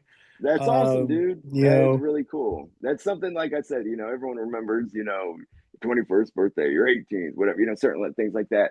And I don't remember anything else about my 21st birthday, nothing else. Um, but what I remember is being in that ring, and we were just having a good time, and everyone, like, they knew, I'm sure I was putting it over. Oh, midnight, I'm gonna be 21, whatever. And right. fucking midnight hit, and they made it a celebration, dude. And I was like, you guys are the best, man. So it was, yeah, everything. Like I said, all my buddies and all that. It's all because of my associations now. It's because of IWA. So that's what got me into IWA Mid South. Knowing Ian from back in Maryland and so on and so forth. So yeah, that's funny, dude. That's really funny about the Ground Zero thing. I did not Yeah. know. I remember you guys. Now that I think about it, I remember you guys talking about being there with Ian in like the third row, and I remember Eric Dropkick and I. I had 2 tickets, and I had to do like a buddy raffle or whatever, and my buddy Dropkick ended up winning it. I A was like, "I'm buddy sorry, raffle. guys." Like, Who's gonna go with yeah, me? Who's that's gonna go yeah, with me? Yeah. yeah. It was basically that was it, and Dropkick ended up winning, and yeah, I remember we would look down and we would see you guys because I think you guys were facing the hard camera, right? You guys were I facing mean, the we hard had camera, I think. whichever way would have got us where we were lined up Yeah, perfectly for yeah, when yeah, the announcers did the shot, to open the yeah. show, where Oh yeah, that's where you guys their were. signs were right over their heads. So, um, Up in the stands, and we could look down. I remember we could see you guys because yeah, I do remember that, man. That's so funny. That's what I yeah, was saying, dude. Something about like when I first started hearing your podcast, I was like, well, that's cool, man. I haven't talked to Jim and I haven't talked to him in a long time, and good to hear him again. And like, oh, he's bringing in guys from IWA, back in the day. This is awesome. It's a great podcast. I really started enjoying hearing it, and then I started noticing like, oh man, they're talking about this. Wow, I totally like wiped that memory out. It all starts coming back to me. yep, Every show that you have, especially talking to guys from back in, Kmart, Charlestown days and stuff like that, memories start just come flooding back in. And that's right, why I think a lot of times after your shows, like after you drop them, I've been sending you texts like, bro, I totally forgot about that, man. right. I'm so glad that Well, you mentioned that. And yeah, it's like that's one thing that I've absolutely loved about your show, man. in the number of times where, like, the guest will text me the next day, son of a bitch, I should have said A, B, C, and D. And it's like, well, write it down, There you go. because at Yeah. our age, you need to write it down or You're it's going to not go kidding, again. man. You're Write not that shit kidding. down. And, there's if this goes long enough, there'll be a Yeah. second go round, and then you get to all everything that's brought up, you know, add it to the list, and That's we'll it. be ready for it. But Yeah. we were talking about that 21st birthday stuff and everything. So I'm going to go into it more in my closing with the Mark Wolf show, Yes. that's coming up on November 1st. My original idea for the date was I was going to go for November the 8th, Mhm. the following Sunday, because that would be my 50th birthday. Okay. It would be then a day after the 29th anniversary of my first night in the business. It would be. Damn, that's awesome. And it's basically the 30th anniversary of IWA. But Mm-hmm. Wow. The Colts are playing the Cowboys in Indianapolis Oh, on okay. that date. Um, so for various reasons that you could probably run through your head, um, didn't like what that possibilities that put into the universe of Right. happening. And Right. I'm like, True. and plus, I don't know what Indianapolis does after a Colts home game. So Right. I was like, we'll go the week before. It's still Mm, close enough to my 29th anniversary, still close enough to my 50th birthday.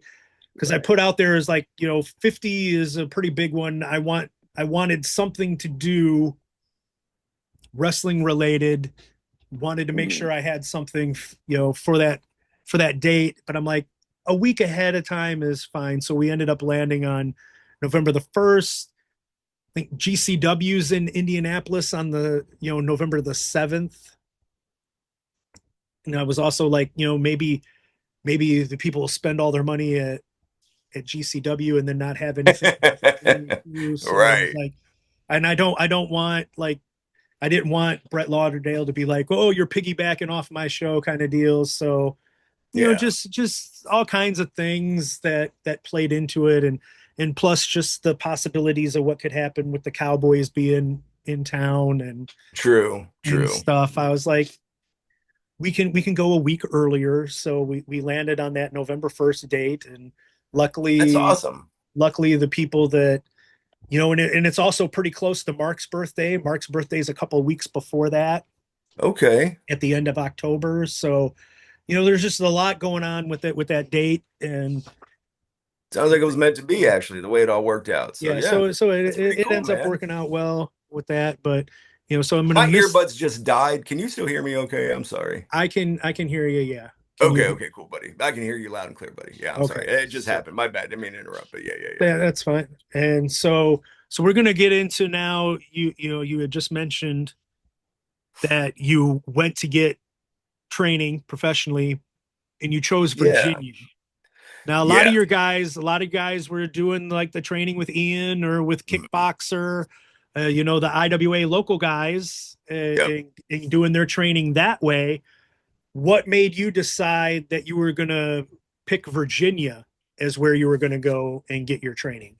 Dude, it worked out so weird, man. It was I would go um even then I would like when I was living around here, I would go visit my I was grew up kind of like with my mom. I told you early on I lived with when my parents were together, my dad would take me to wrestling shows, all that. I lived most of my life, after they split with my mom, and I'd go visit my dad every now and then, who was back in the DC metropolitan area.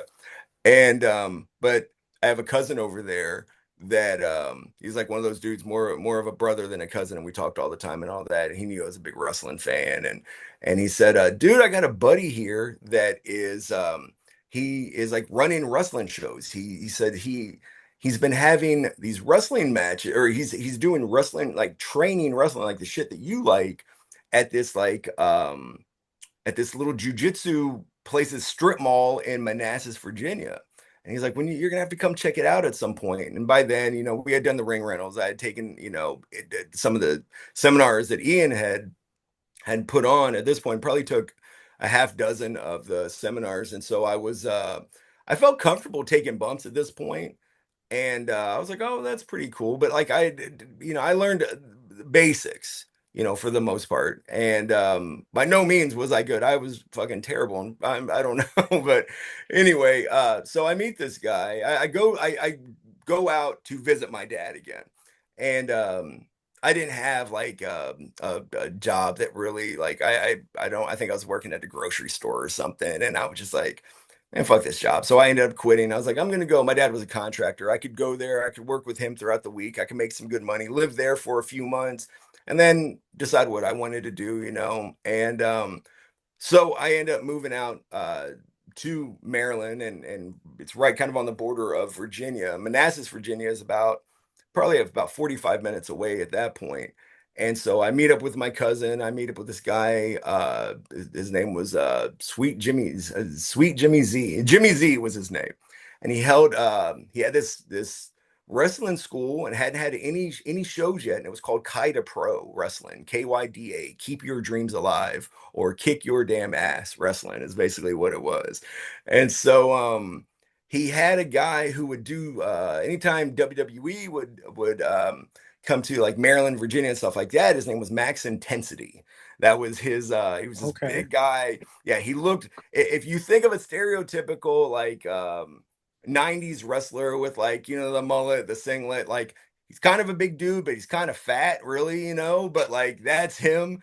That's Max Intensity. Such a nice guy, but he took his shit pretty serious. And so like I meet him and I was like, okay, cool. And whatever. And then you had this little guy who was like 5'7", and he was same kind of thing. He was except a little fatter, but that fat was hard, dude. This dude was like was tough, man. He was like a little tank. His name was Shorty Smalls. And anyone from like that area that from the 90s, which I think Shorty might still be wrestling, those were the two guys who were the trainers there. So I meet them and they had just like they were just about to start a class. And I talked to Jimmy right before that. My cousin introduced me to him. He was like, "Oh, so you've wrestled IWA?" I said, No, no, no, I have not done that.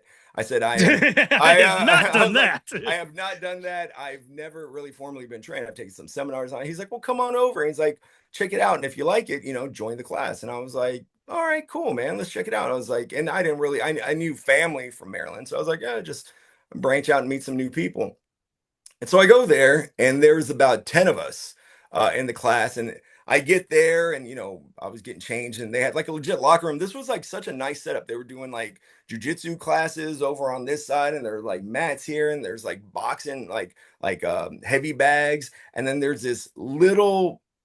It was a boxing ring, is what it was, and it was about maybe I don't know, 18, maybe 24 inches off the ground, probably 18 inches off the ground, stiff as fuck.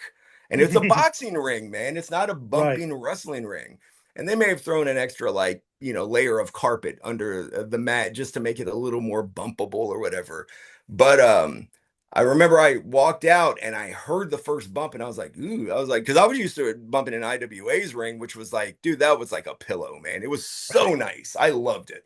How I got concussed, it was just that was 100% on my end because like you should not get concussed in that ring as soft as that bumped. I loved it. That was lack of technique.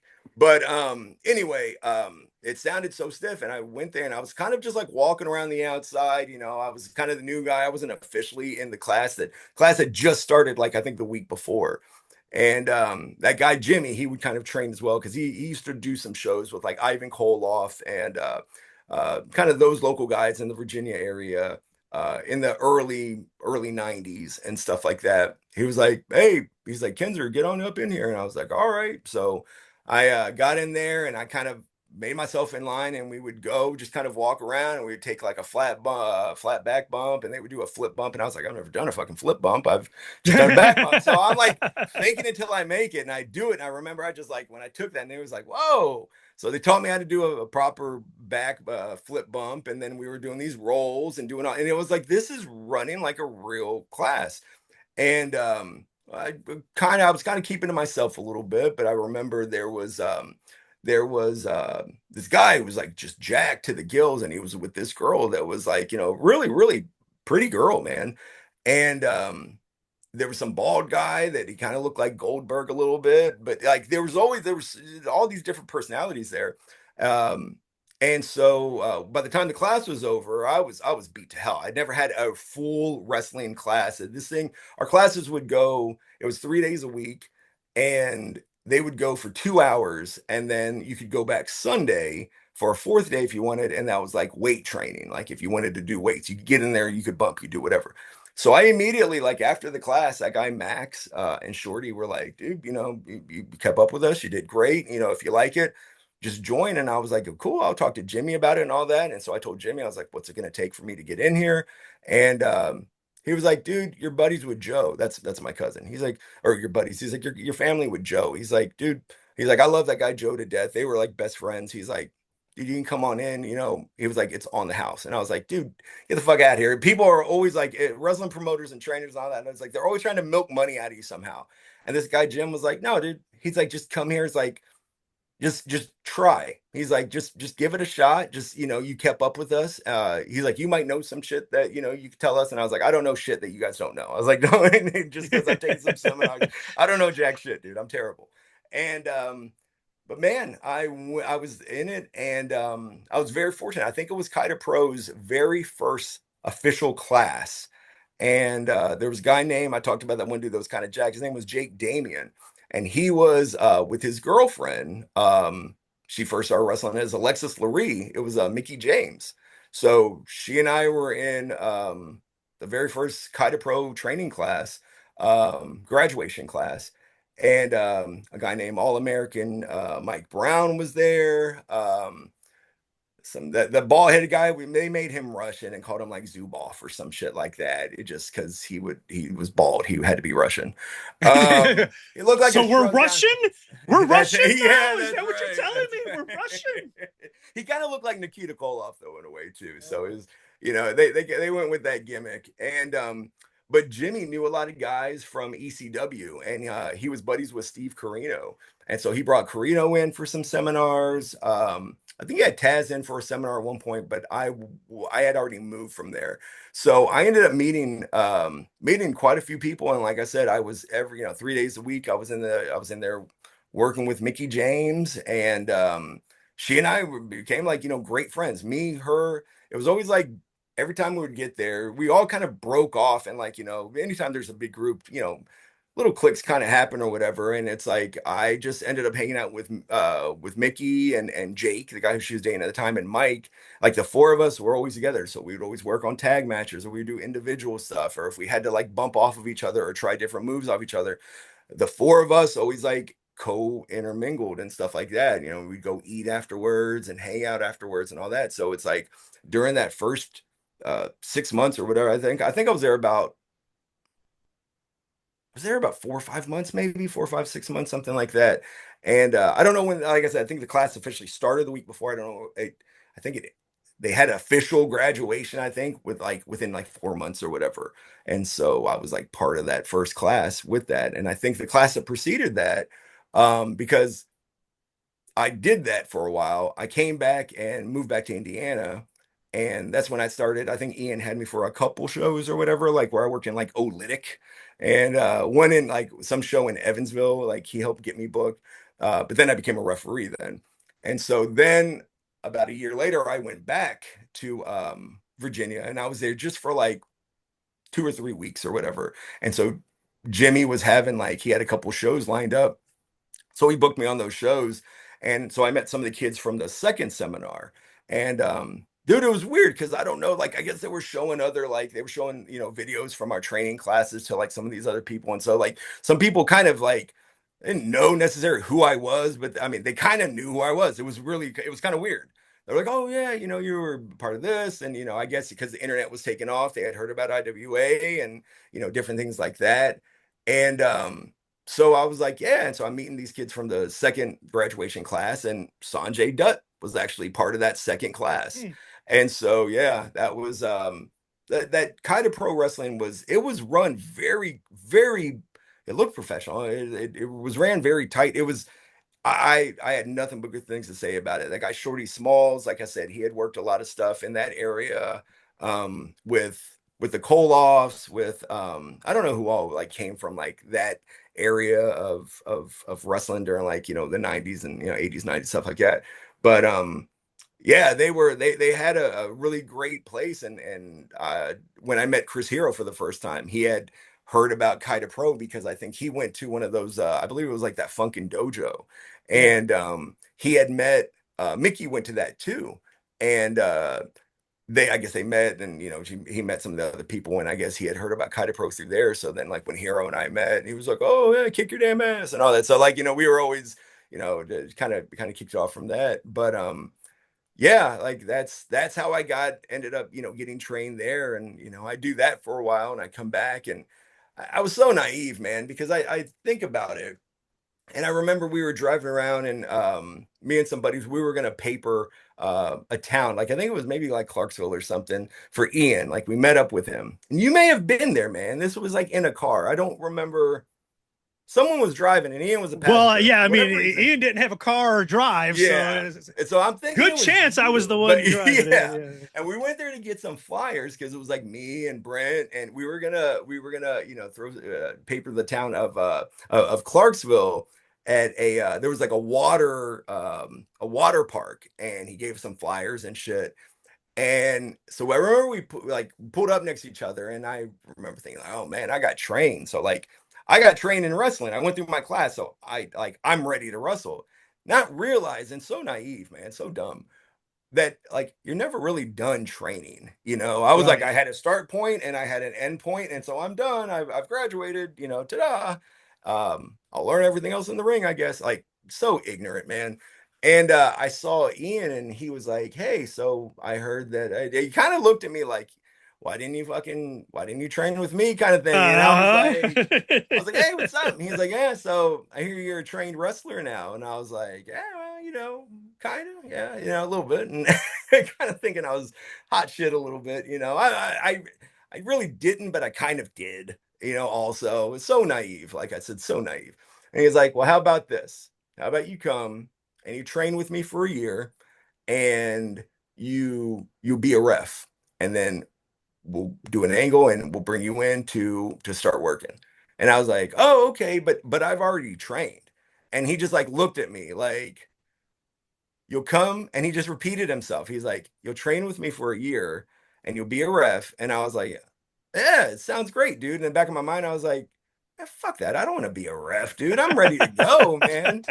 And so naive, dude, so naive. So if you're any like aspiring pro wrestler and you've gone through a training class or something like that, you're never done learning, guys. Okay. I didn't realize that. And so yeah, so I started doing that with Ian then. But I remember thinking when we left, I was like, why did he just disregard all the training that I'm a trained pro wrestler now? Like I should know. This is so dumb, dude. And I remember at this point, I believe he was at the Charlestown building. Yeah, he was at the Charlestown, the barn there. And I remember going there with Mark and Hero, and I remember and with Ian. It was me, Ian, Hero, and Richard X. We all went there, and Ian was having us do some shit like hanging upside down, like in the trio O position, and then like sitting up, and like he was having us do all this different, like all these different things that I had never learned at Kaita Pro, and I was blown the fuck up. And I remember like at the end of that first like class that we had or whatever, he was like, "How's that, Mr. Professional Wrestler?" And I was like, "Oh, it was great, man. It was nothing, dude." My tongue hanging out and shit. I'm like dying. Oh, it was Like great. It Ian was blew great. me up. Yeah, I remember he would just, it really opened my eyes after that very first class with Ian and stuff, that it was like seeing Question. how different things were ran. Question. Yes. Was Ian Rotten hanging upside down in the trio O position doing sit-ups at the same time? Oh, absolutely. No, fuck no, man. He was the one in the middle of the ring and like bitching at me because I couldn't do a full sit up, and I'm trying. Get the fuck up there, man. And I'm like, he's like, "For every time you don't do that, I'm gonna smack you in the back of your head," and all that, like being on the other side. And I was like trying, and I'm holding myself, "Put your hands off." No, it was do as I say, not as I do. It was definitely yeah, that was like, that is exactly what happened. Meanwhile, like Richard X is, we're me, Richard X, Mark Wolf, and Chris here. We were all in there doing that shit. And it was, yeah, I was not. Yeah, Ian was not one of the participants. He was the instructor by all means, and yeah, Uh-huh. that was it. Yeah, Okay. that's funny, man. Well, if he's gonna like bitch it, and give you shit for not being able to do it, That's right. he should have at least been doing it with you, you know. That's absolutely right. But no, Uh, he was the trainer, so it was like, okay, okay. It really opened my eyes. So I was like, oh yeah, okay. I guess I don't know everything I thought I knew. So and in all honesty, when I was refereeing for IWA, just I remember after the very first show, we were inside, and shortly after that we had to go outside, of the building. yeah. After that first show, I remember just being in the ring, and listening to how people like Kickboxer and Bull Payne and Ian, like how all these guys, you could sit in the front row, and some people might be like, "Oh, I heard him call a spot," but you don't hear the fucking conversations going on and the communication going on. Being like a referee, being right, face to face with these two guys locking up, seeing how they're doing things. I was like, now I see why Ian has me doing this. And I felt Yeah, like that was a whole other thing of training, just that was a being in the big ring with these thing. people. That was a big thing with Ian made like Yeah. everybody like Harry Palmer did it. Mm-hmm. You know, you were doing it. Mark Yep. did it. Mickey did Mark did it. it. That Yeah. was his big thing of, part of it was free refereeing Yeah. on the Yeah. show, but Yeah. the other part of it was it is a great learning experience because It really was. you're right there in the ring, you're hearing everything that they're talking about, you're Yeah. seeing how they're putting everything together, you're seeing like how they respond to the crowd's reactions. Yeah. I mean, it's a great learning ground. It really But I was. can see why don't belittle yourself because I'm sitting here listening like if I'd have went through a training class somewhere else, Yeah. and then be told, oh well, you gotta do this and train with me for a year and ref with Yeah. me. I would have been the same way of like, what the fuck, Yeah. dude? What do you mean? I've already trained. What are you talking about? Yeah. That's exactly So what. I can Yeah. see that, I can see that whole point. Um, That was my train of thought for sure. And like I said, I learned so much from, the other classes when we would meet up at which there weren't very many classes that Ian was putting on. A lot of times when it came, like I remember he did a few of them, but then it was like I think Hero, I know Mark, I believe so many people had like keys to the building that, phone calls would happen and be like, hey, we're gonna meet up over here at the building at so and so time, whoever shows up, let's do some shit, and we would all kind of like go off of each other at that point. So it wasn't like Ian ran a couple classes, at least when I was there, a couple classes early, and then like maybe two or three, and then after that, Hero would call me, or like I said, I would know Brent would say like, hey, we're gonna all be over there. So like a bunch of us would go over there and we would do shit. So that it was a very big difference. It was no like structure to it, but I think Ian was he was also I think getting Mark ready to stop refereeing and becoming a wrestler because um so naive. I like you ever have those dreams where like you're supposed to be in school and like you're like, oh man, I didn't bring my shirt, or I didn't bring my pants, or I didn't bring I didn't bring my shoes, something like that. The very first night that I was going to referee for IWA Mid South, I was like, I didn't bring a fucking referee shirt. I was like, what the fuck? And I was like, I'm supposed to be a referee. What am I gonna do? And Mark was like, oh, don't worry about it, dude. He's like, I'm refereeing as well. So he's like, we'll just switch off. And so for that, the entire time that I was a referee, and I believe it was about maybe 5, 6 months. I don't know. I was a ref for quite a while when we were inside and gradually went to the outside of Charlestown. I never had a shirt. And so what we would do would be I would have a match and Mark would give me his shirt. Like, I'd wear it first, get all nasty and sweaty and dirty, and then take you to the back and be like, here you go, Mark, throw it to him. And he would put that on and get it all nasty and sweaty and dirty, come back, make the tag and throw it. And I was actually just talking to Brent about this the other day. And I was like, dude, thank God we never did something to where like the ref had to take a bump and the other ref had to come right. out. You Cause like needed you both would have to refs at like, the give me the same shirt time. back and like put it on right in the middle of the crowd. Cause the whole time, if you ever go back and watch any of those shows that like I'm roughing and Mark's roughing, that was Mark's shirt. And he and I we'd make the shirt tag every now and then, and every time in between matches and shit. So it was gross by the end of the show, man. It was so disgusting. Just both of our, yeah, bodily fluids. Nice. You probably still have Mark Wolf DNA entrapped in your body somehow. I might, man, for many reasons. No, that was the deal, man. It was cool that Mark let me do that, and I was like, that's awesome, man. So that's why you told me that he's doing you're doing a memorial show for him. I was like, that's fucking awesome, man. Mark was Yeah. an awesome guy. If it wasn't for him, I wouldn't have even had a referee shirt. So Nice. So you're refing the Charlestown stuff. You wrote down you actually refed Punk's first match in IWA. I did. I did. You have any memories from that? I do, man. I do. It's and I believe that match it was like he and Cabana on the outside, like when we were running shows outside.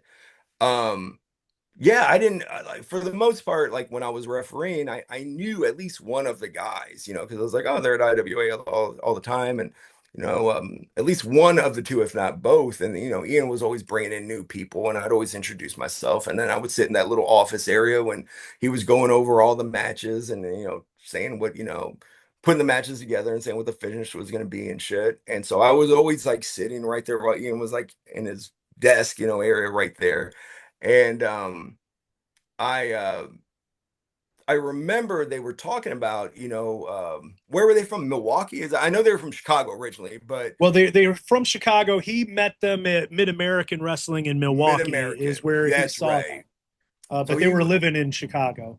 yeah, so he kept calling them like the Milwaukee boys. I was hearing people saying like, "Oh, these Milwaukee guys." So I knew that they were coming, and I didn't know much about them, and I knew some of the other guys had like actually been on shows with them and all that. And the very first time I ever remember like meeting CM Punk or like seeing him, I was in there for Ian was going over one of the matches. And you remember you could get when you'd walk into that place and to Ian's office at least, there was one door you could walk in from kind of coming to the outside, cut across and go into the locker room. You know what I mean? Right. And so I was sitting next to the door where you could go into the locker room. I kind of was sitting right there, and Ian's kind of back in this corner, and we're just going through a match. And like, I don't think Punk had ever even like been introduced or whatever. And the door like flies open, and Punk is like has these like Coke bottle glasses on and these like fake teeth, and is acting like he's just completely lost. He like kicks the door in and like looks around, and Ian just is like just stops and looks at him. And like Punk is acting all goofy and like, oh, sorry, I don't know where I'm at, and all this other stuff, and like spins around, does all this like weird, like nutty professor looking shit, and then walks to the arena or goes from one door all the way to like, the locker room area. And Ian just like looks at him and then like just goes back to like booking the match. And I was like, who the fuck was that guy? And it was like, yeah, it's fucking Punk. That's one of these Missouri kids or whatever, the Mid-American kids. I was like, oh, okay. I don't know who the fuck that was. I was like, I was making an entrance. And so the match itself though, I remember like being there, like hearing them go over their spots. I was he and Cabana. I remember Cabana specifically after the match. Like I didn't know their gimmicks. I didn't know any of that. I remember Cabana came out with like a boa or whatever, and I believe he did something like that. And he came out first. I remember Cabana was like, getting all in my face, acting all goofy, acting like Cabana, and I had no idea. So I was like going with the, playing the ref part, all shocked and all this other shit. And I remember like the match went. I remember thinking like, it's so easy to say like I remember thinking then these guys are going to be great and all that. I just remember thinking that like they were just so different is what I remember thinking. Like, man, they're just everything's so different and it's kind of flashy. And I was like, and I was like, no one looks like Punk. I was like, we got a kid named we got a dude named Suicide Kid, but like no one looks like this CM Punk. I was like, oh, he has like a unique look. He had like the shaved head and like kind of the bangs and shit like that. And like Cabana was just this big, like kind of jacked, like it kind of remind me of like a linebacker cut because he was just a big swole Well, kind of kid. he was a college football player, so Yeah. Oh, was he really? yeah, Okay, yeah, yeah. yeah. He And played. It so was like Western Michigan or Central Michigan, did he something like really? that. Okay, He was actually on the football team. So that makes sense. So yeah, I mean, I don't remember a lot about the matches, but I remember, they just.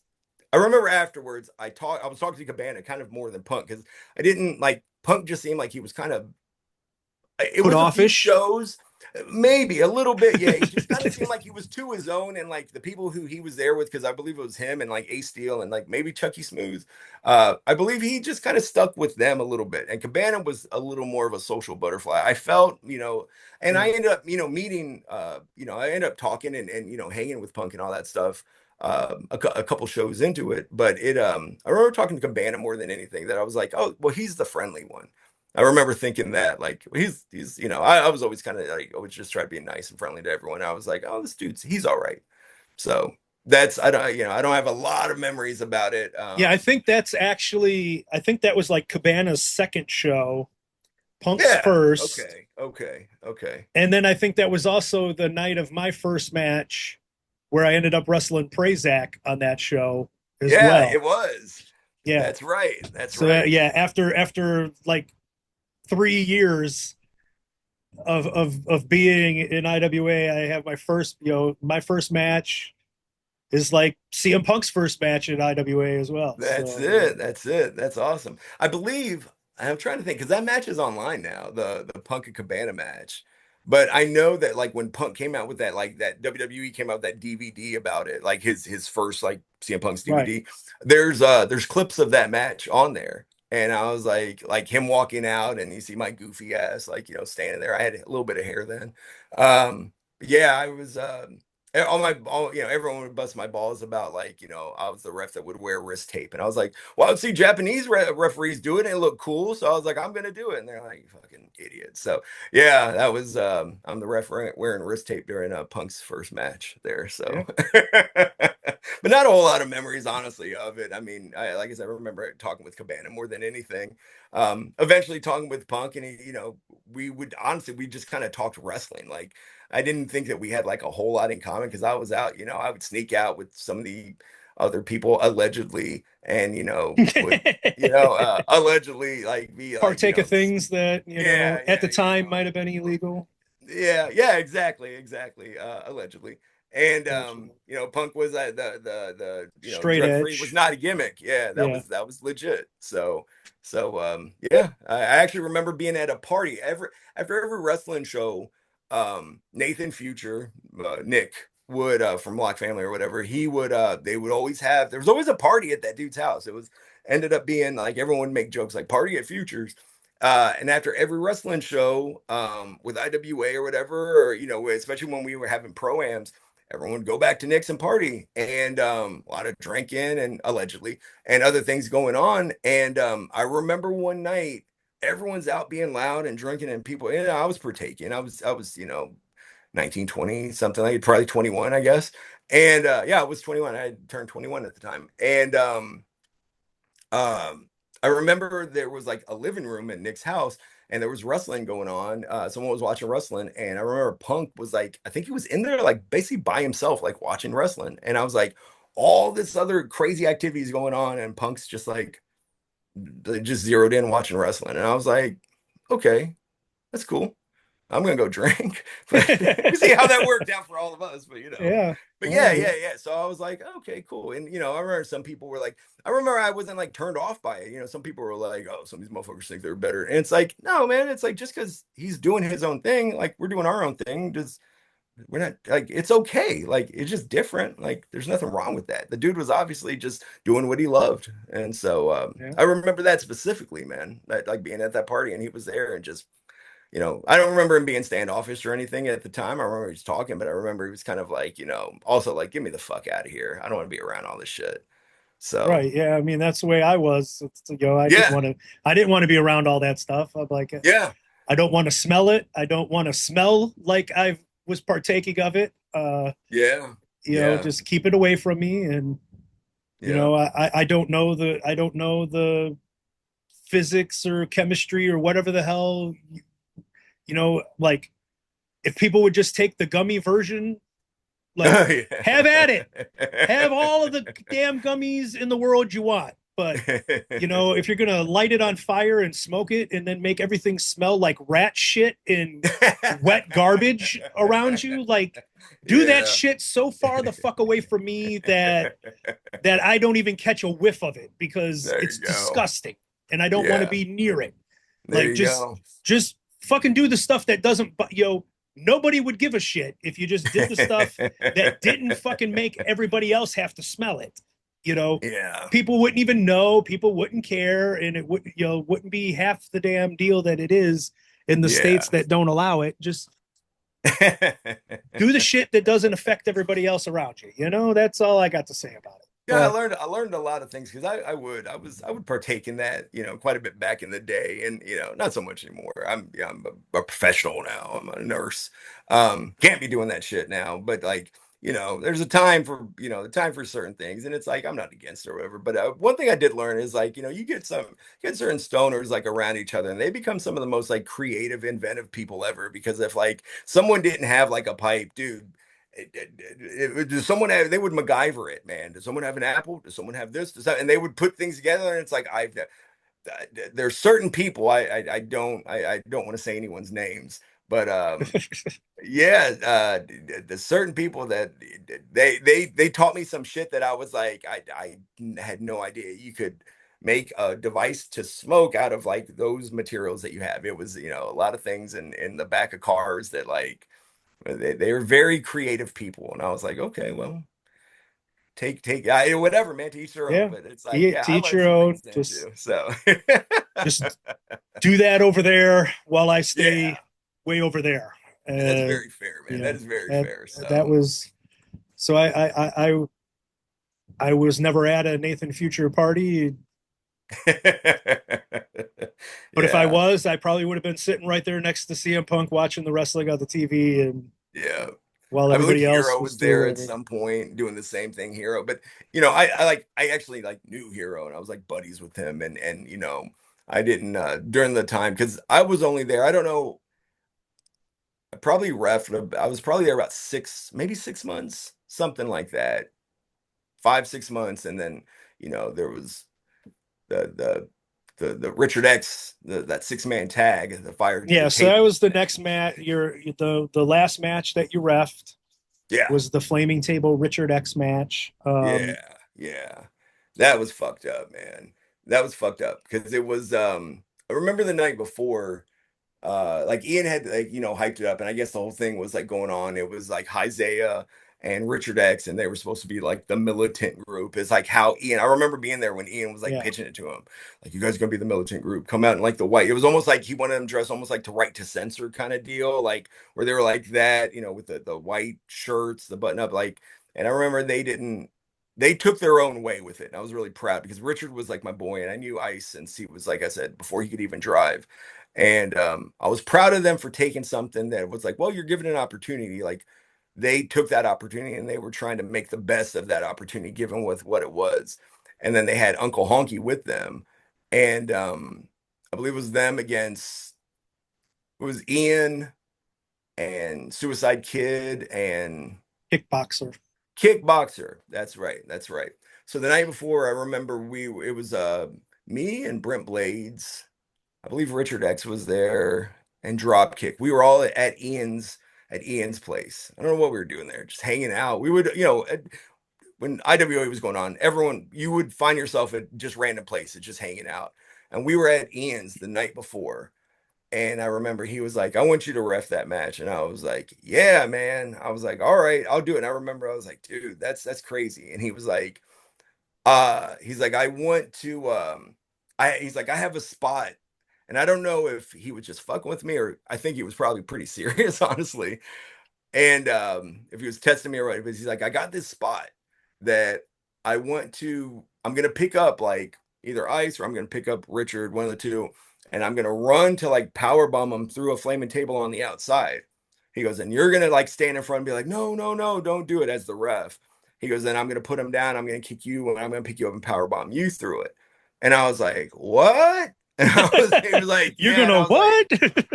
I was like, whoa. And he was like, yeah, what do you think? And he was just like kind of looking at me. And I was like, Ian, I've never told you no on anything. But I was like, I'm sorry. I was like, I can't do that, man. I was like, I don't feel comfortable going through a fiery table, you know. It'd be big. It's enough like being power bomb from the inside of the ring to the outside through a table. That's whatever, you know. That sounds scary enough as it is, but whatever. Light that motherfucker on fire. And I was like, oh, dude, I was like, I've never told you no, Ian. You know that. And he was just kind of looking at me like, I don't know if he was testing me. I don't know if it was a legit spot. I don't know what. I didn't know if he was just like, well, you know, there was your chance kind of thing. Cause, you know, he was saying, I'm going to have you be a ref for a while. Then I'm going to bring you in the way I did Mark and all this other stuff. And I was like, okay, cool. And I don't know if that's what it was going to be. And I turned it down, man. And I was like, that spot ended up becoming the Richard X spot where Richard got picked up. And when he got thrown Yeah, out, I was, you know, standing there and he went through that table and seeing like Richard, Eric, and I drop kick. Like out of all the buddies that would run around, like us three were like just the closest or whatever, like the closest with me. Um, and so I remember seeing that happening and I was like freaking out, seeing Richard go through the table on fire and jumping up and just being on fire and just like I don't think I've ever watched the tape, honestly. And in my mind, in my memory, I remember he got hit and he popped up or went through the table and popped up on fire and just kind of started to run around. And I don't know how he got put out or when he got put, but he was on fire for a long fucking time. And I was like, oh my God. And I remember thinking, like, dude, this is out of hand. Like, this was the very first fire spot, too. I was like, this is fucking out of hand. And that happened with Richard. And I remember the crowd, like in my mind, again, I haven't watched it. So maybe if I watch it, it'll be a lot different. But I remember it just, you could feel the change in like the energy in that place. It went from everyone like, yeah, fuck yeah, to like, whoa, we just saw some shit. Right. And it was like you could legit like you know you hear you could cut the tension with a knife, like you could literally cut that with a knife, dude, because it was just, it was heavy, man. And like I said, not only to see something happen like that, but like this guy's like one of my best friends. And I was like, he's fucking hurt. Like, I don't know what happened. And I guess the match is still going on, but I don't know. In my mind, time stood still and we just all watched Richard fucking burn alive running around this ring. Right. And he got taken to the back at some point, I believe. And then I think they did another spot maybe in the ring where they ended up putting ice through the table. Right. And he went through it, and I don't remember him catching the way he did, but I remember this was what was weird. Ice, like you ever meet Ice, ever since he was like a 15-year-old kid, he's always had like that deep fucking bass voice, you know, even as a little kid, like even as a kid. Um, I remember when he went through that, him letting out this scream that was so fucking high pitched that was like, it was like terrifying, man. And I believe he made it out pretty safe and like rolled out. And I remember like, I think Jake came up to me and was like, tell Honky to leave, tell Honky to leave, tell Honky to leave. And then they started yelling, like, go, just leave. You know, it was so much chaos going on. Honky was like, just fucking lost, like, fuck, I'm the next one to go through this. And they were like, just fucking leave. So Honky ran off. And I guess Ian was like, just count him out. I don't know. This is just like, just end this. So I think we counted out and rang the bell, whatever. That was it. But I remember I couldn't hop out of there quick enough to get to the back to see Richard. And he was when I remember when I was walking back there, he was like kind of sitting like, you know, you could he was sitting with his chest to the back of a chair, kind of like this. And he hadn't taken his shirt off, but they were pouring water on it. And he was like, oh man, he's like, it kind of hurts. It kind of hurts. And I remember seeing the back of his neck. And for those of you that don't know, Richard X is a black dude. And his neck was fucking pink. And I was like, oh my God. I was like, Ed fucking got him. And you could see around the area where like his neck had been burned, not realizing how much of his back had been burned. Um, you could see like the skin just burnt around, like the outline. And I was like, oh my God, dude. And I was like, he was like, he wasn't putting it over real bad. Like, you know, he was in a lot of pain, but he was just real quiet. And like I said something, and at some point he lifted his shirt, or I looked down the back of his shirt or something, and I don't know if it was, I doubt it was me. Someone was like, "You need to get to the hospital, and we need to get this like patched up or whatever," not realizing how severe it really was.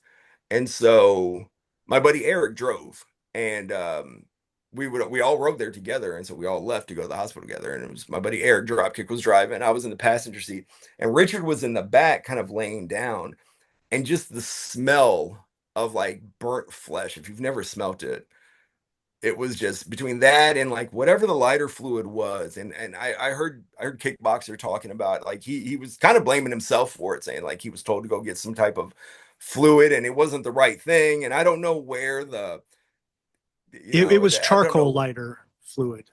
Charcoal lighter fluid, is that okay? And so what do they use? What should have been used? Like the Evidently, it's like the fluid you put in a Zippo lighter.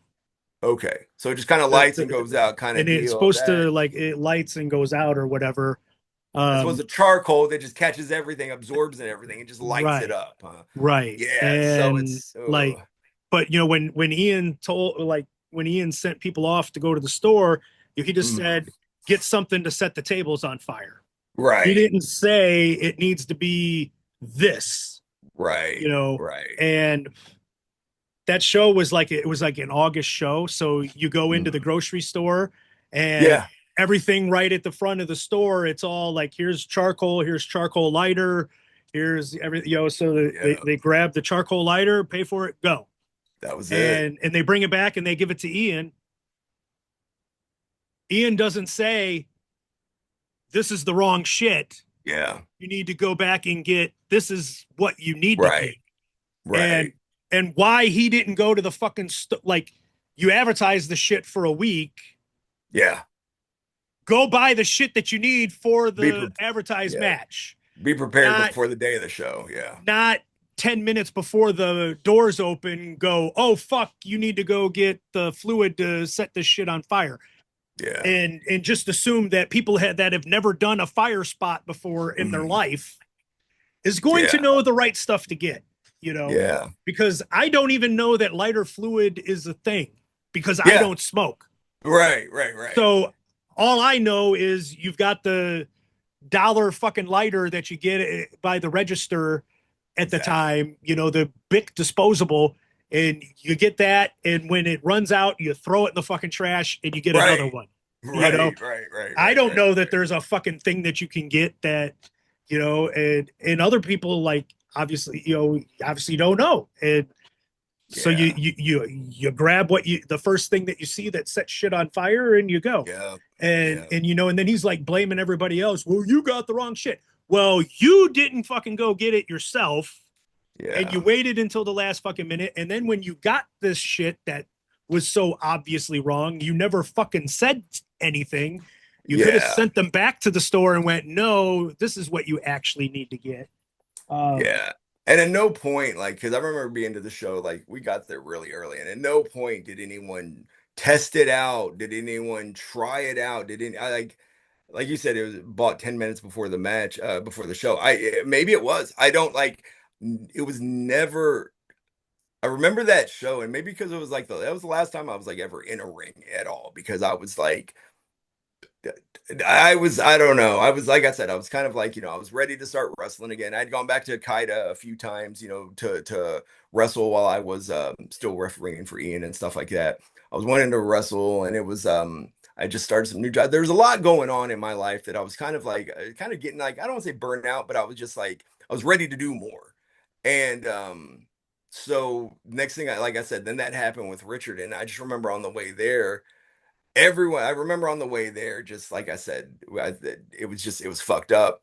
And just Richard just laying there, and like, I'm putting these like watch cloths on his neck and stuff like that. And just trying to, like, keep his skin as soothing, as smooth as soothing as can be, with, given the trauma that was just done to it. And they we got to the hospital, they took him to the back, and I just remember everyone, like, so many people kept showing up, and everyone was like, I remember so many people were pissed at Ian, and they were like, well, once he gets here, and like, he never showed up. And I remember thinking then, like, everyone's like, man, fuck IWA, fuck this, fuck Ian, and all this. And I would just kind of like, man, I don't know, man. Like, once he gets here, it'll be fine. And like, anything you're bitching about, we could talk about it. It was an accident. It sucks. I'm just as mad as everyone else. And he never got there. He never showed up. And then I remember the next day, Eric came and picked me up, and we went to the hospital. And I walked in, and I just saw, like, I'm a nurse now. I work at a hospital, and so seeing, people, like, wrapped up from burns and things like that, it's not like, an uncommon thing for me now. Never seen anything like that, let alone it being one of my best friends. And I had to excuse myself from the room because I was like, dude, I felt like I was gonna pass out, and I actually did. On the way there, I was like, I hit the floor, man. I ended up passing out. It was just way too overwhelming for me.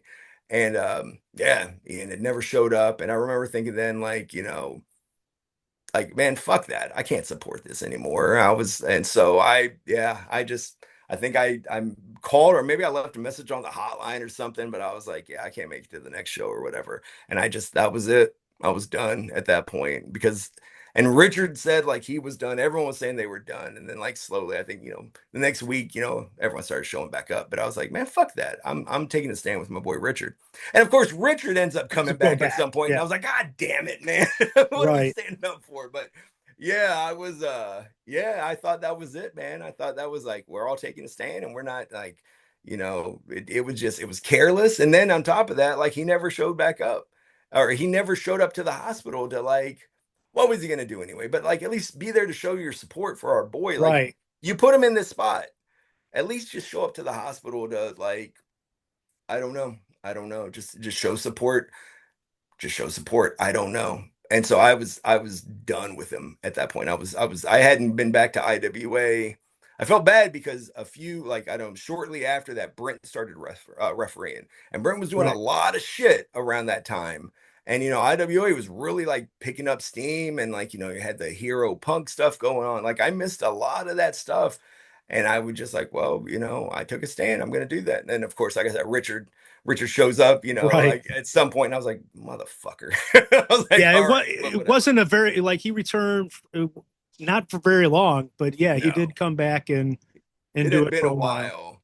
Yeah. Yeah, it had been a while, and then yeah, he wasn't back very long either. And but yeah, I was, and so then I did feel bad because I didn't get a chance to really watch like my one of my best friends, Brent, like just shine and being like I think after a lot of IWA, refereeing that or IWA matches that I've seen, um I think, Harry Palmer was amazing. He was great. But I really think like Brent Blades after, and maybe I'm biased because like he's my boy, but I Oh, think Brent Blades was like the best referee that there. He even looked the part, like, the skinny little like dweeby kind of, yep. referee, like he Yep. looked the part. So I thought, yeah, and I hate that. I feel bad about that. I don't think I've ever told Brent that, but yeah, I feel bad that I never got a chance to really watch him do, shine in that role that he did. And Well, and I agree um, with you 100%. When I've had Brent on the two times I've had Brent on here, I've called him the best ref in IWA history. I okay, yeah. stand by that, and Mhm, he was fantastic. He was the mhm. best. And because you're on here, I know that he's going to watch this one. Brent, I've asked you 4 times. Now here's number 5. I've Uh-oh. got a show November the 1st. Yeah, IWA themed. It's got to have the best ref in IWA history on you it. got to do it, Brent. You got to do it, Um, buddy. Yeah, and Brent's like, I'm out of shape. I can't do it. I'm like, I'm not asking you to do a whole show, Brent.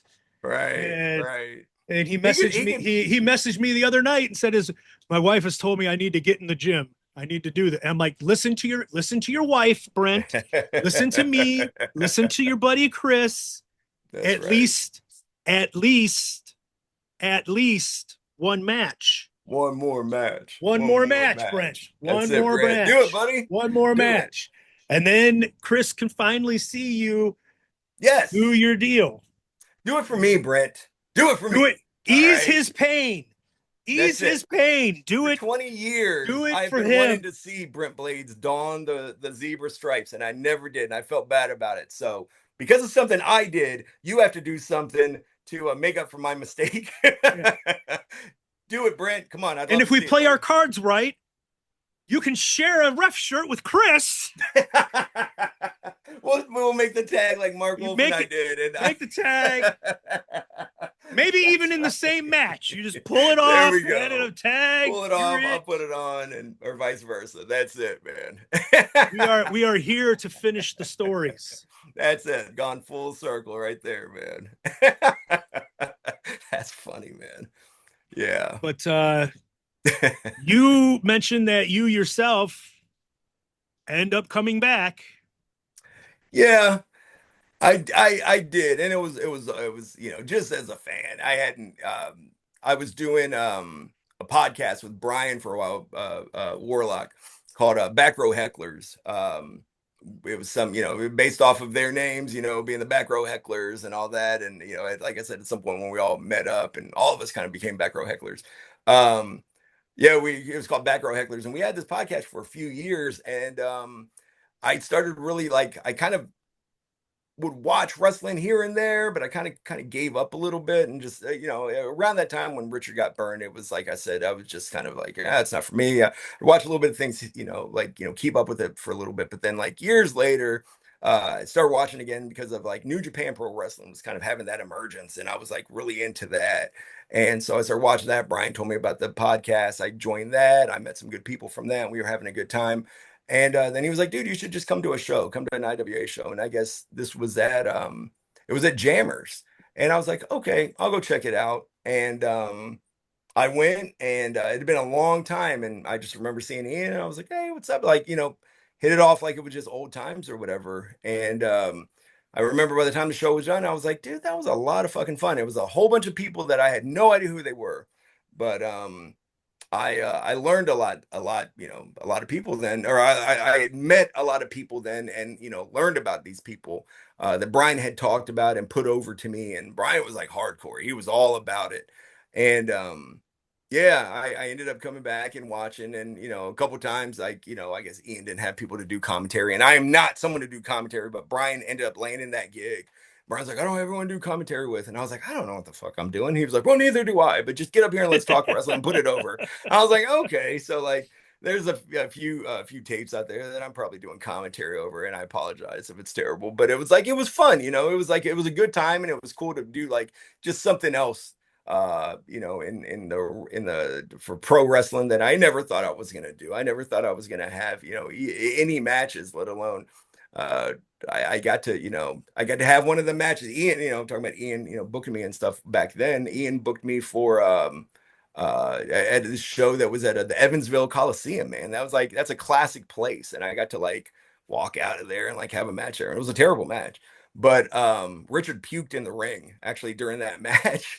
Um, but yeah, I ended up coming back, and it was as a fan for the most part, and it kind of got my love back for like pro wrestling in general. And uh I didn't have any kind of like personal ties to it at this point. I didn't like It wasn't like my buddies are in the back there. High ended or Isaiah ended up working there, and he did this run for a while.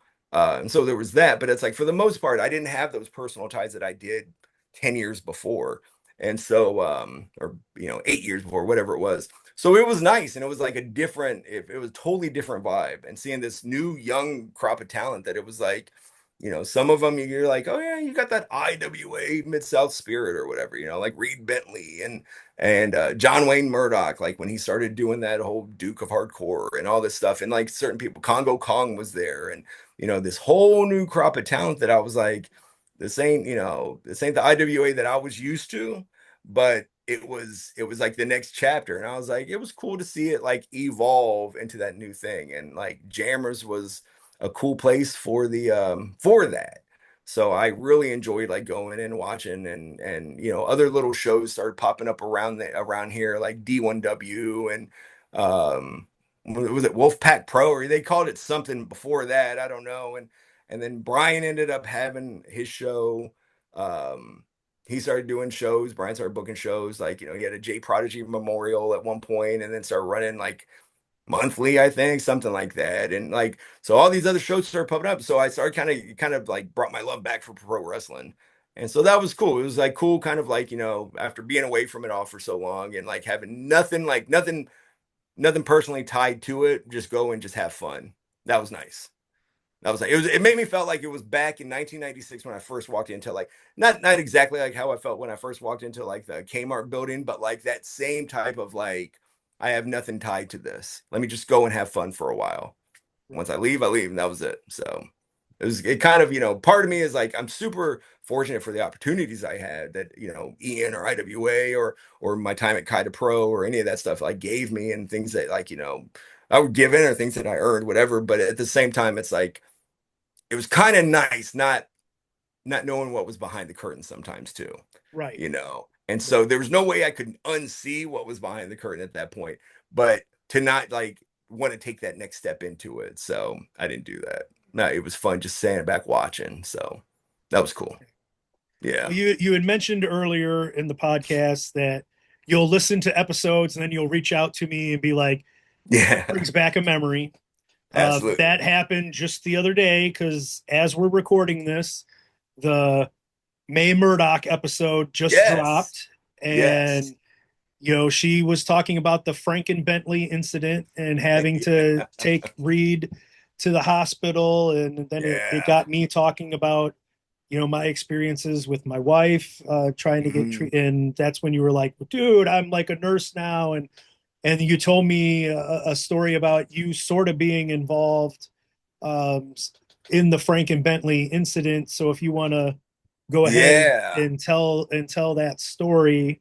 That was crazy, man. That was again, I was just, I was there. It was just jammers, and I forget who the tag. It was a tag match, I believe.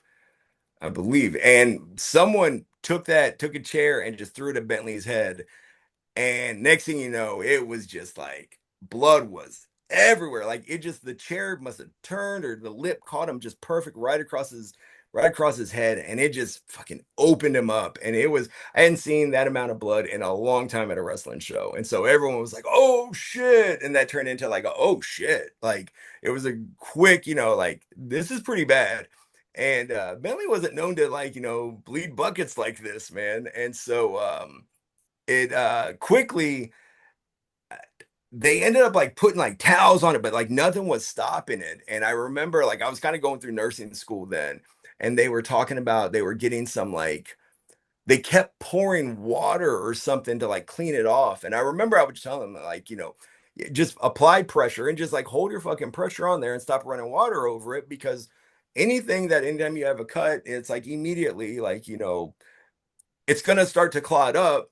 So like put pressure and like let it clot up. Stop rinsing all these fucking potential clots off of his head, and it's never like it's not gonna close. So like let's just like and so I just tell him like stop pouring the fucking water, get the fucking ice off of his head, and like just apply fucking pressure. Let's make a tourniquet on his damn head. Like let's there were a few accidents there that happened that I saw, it was, and that was one of them that it was just like, guys, like you need to have some I by no means, like I said, was I a medical professional, but I was going through that at that point, nursing school and stuff. And like, ironically, we had just learned about lacerations. And it was like, damn, guys, like, at least learn how to take care of a laceration at a wrestling show before you have to, before you get shipped off to like a hospital or something. Like, at least do your part or have someone here that can do that part. And yeah, they weren't. And then I think they finally like I guess they finally listened to me, and it's like just hold pressure, do whatever. But I remember they were just pouring ice all over his head and doing all this, and I was like, fucking stop, like trying to hold ice, and it was just water and just running everything off, and I was like, fucking stop. So yeah, and another thing I remember, like we were talking, they were talking about how long he had to wait in the waiting room, like just busted open, and like what the fuck, and like all this, and it's like, man, it's funny. I remember like when Richard got burned, I was thinking the same type of thing, like what is the wait? And they got him back there fairly quick, but I remember thinking like, what is the wait? And then, like I said, like I worked. I'm it's called a vascular access nurse now. So I do what I do is I do like pick lines on people. I do midlines. So like very fortunate, man. I do very little. Like I have to go in and like if I walk in a patient's room and like they're scheduled for like a pick line or something, and like I find out that they've like shit their pants, I can like step out as opposed to having to like have to help clean it before I can step out and be like, hey nurse, clean up your patient. I'll be back and I'll throw my line in. So it's like my job now is very, very nice. But to get to that job, I had to work like I had to kind of earn it or whatever. I worked at the ER for a while. And the shit that you see in the ER that, whenever someone goes to the ER, like everything for that person is an emergency for that person individually, that individual. And it's absolutely true. Like anytime I've ever taken like myself or my daughter or anyone, like I want to be the most important thing there because like I'm there for a reason. And then it was like, yeah, but it's amazing seeing that like I've seen some the way it should run is like you have it's called your ABCs of nursing or of healthcare, and it's like your airway is always number one. So if someone's not breathing, that's breathing is or airway is more important than someone bleeding. Unless they're bleeding out, like you could have two different situations of people bleeding out where someone's bleeding out, like they're bleeding out of their head, but you got it stopped. Of course, it might still be bleeding through like a like a laceration on the head, as opposed to what you were talking about your situation with your wife, where she's bleeding to the point where she's her hemoglobin must have dropped tragically or dangerously low to where she's passing out from it, because your hemoglobin carries your like oxygen to your bloodstream, like throughout your body and stuff. You start bleeding out, you don't have enough oxygen carrying to your body, you're gonna fucking pass out, and that can eventually lead to be fatal consequences. So it's like you could see two people bleeding, but it's like you got to make your like priority. You got to make your, use your intuition to be like, okay, this one is actually showing symptoms of like it could progress to something worse, like what was going on with your wife, you were saying. So that's what I was like. It's interesting hearing that stuff because, like I said, if I take my daughter to the hospital, she better be the number one priority. But then I also understand that like if someone's having a heart attack and they're like about to die, that's a little more important than a belly pain too, and it's like looking to like prioritize your stuff. So that's what made me think of like when I was hearing her talk about that. And of course, like when you see your buddy, bleeding out, you're like, what the fuck? He shouldn't have been back there for 6 hours. I think that's crazy.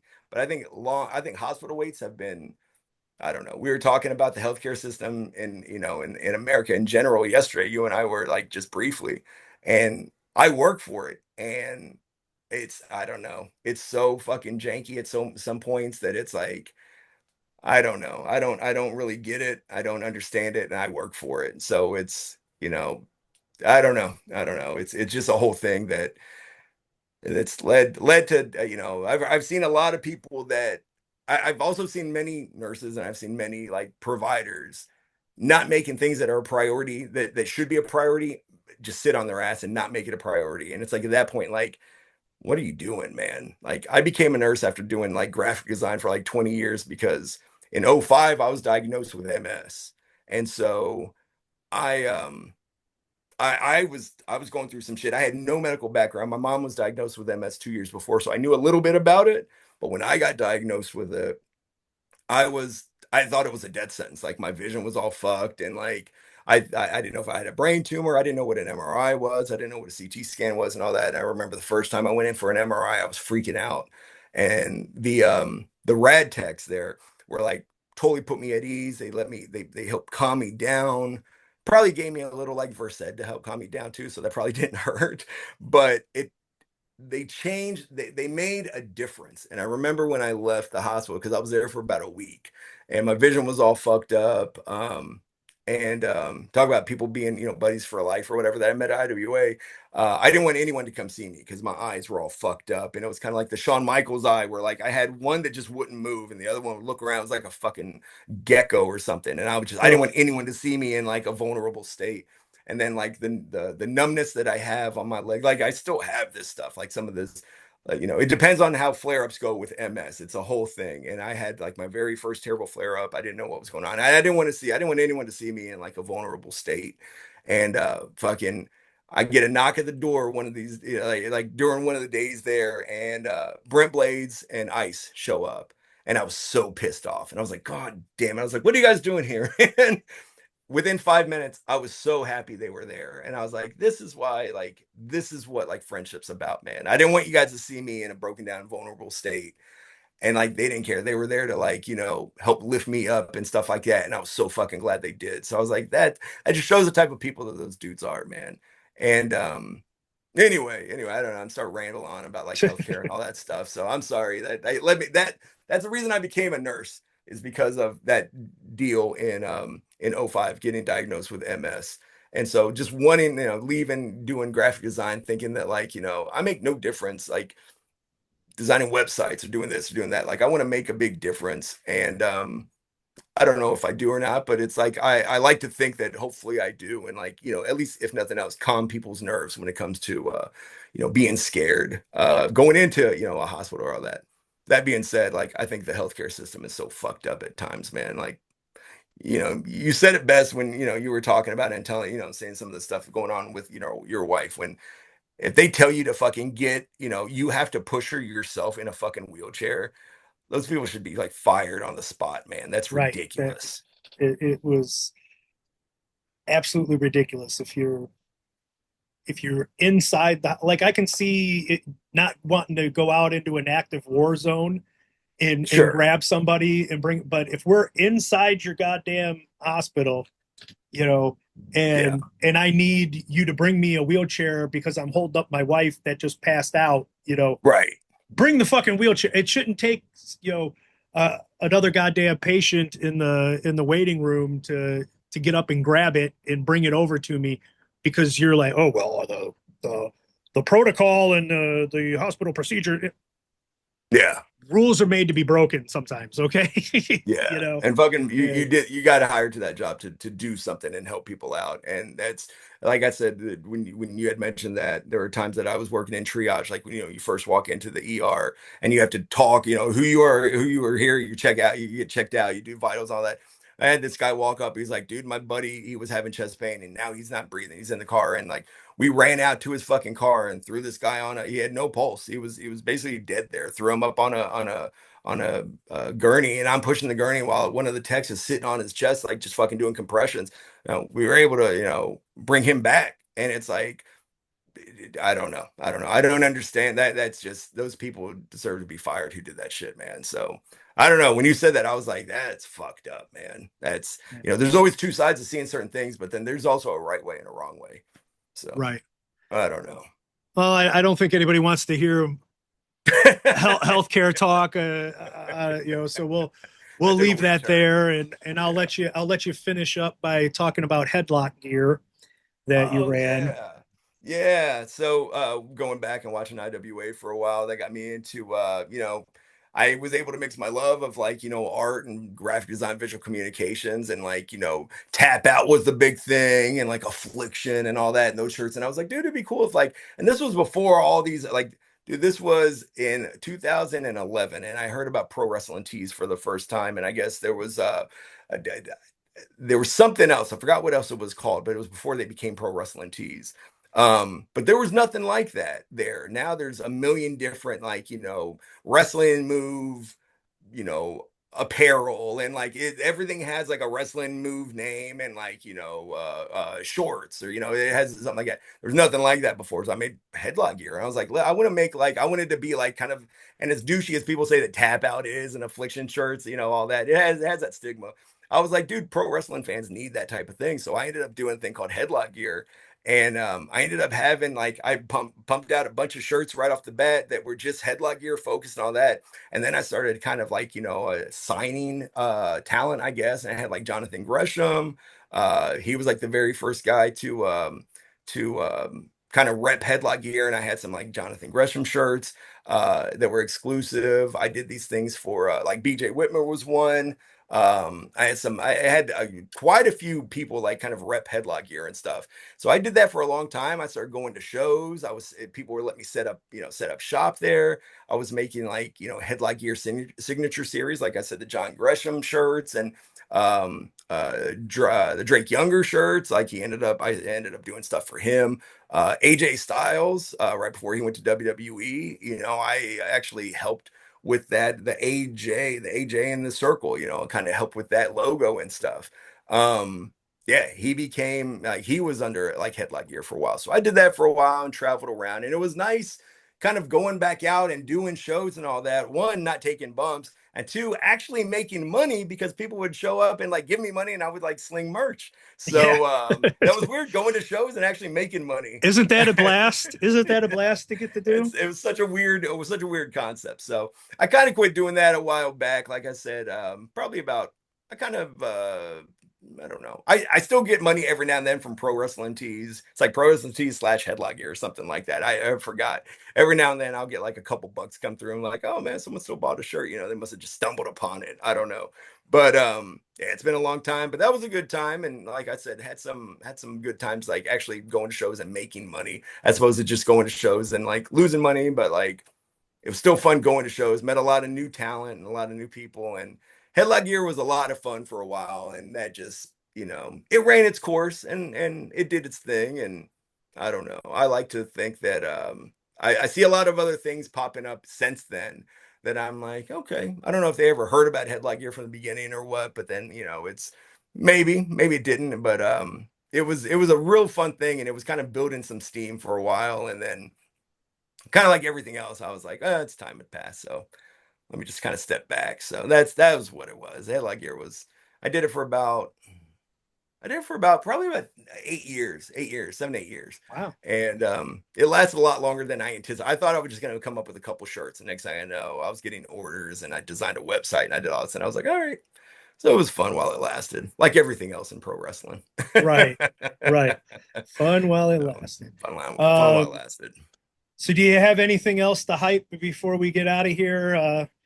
you know, you mentioned they evidently the pro wrestling tees, you can still go on there and find Headlock Gear to Apparently, I don't know. evidently maybe. Evidently, yeah, it's been a couple years since I've received like a royalty check, but yeah, every time someone would buy a shirt, I would, you know, I'd get like once a month, I'd get something from PayPal saying like, you made $9 or you made this much. Like one shirt sold, I'd be like, hey, I made $9. I guess a shirt sold. Or sometimes it'd be, at first it was way better, but yeah, no, I for a while I'm kind of getting back into it. I'm a big comic book collector now.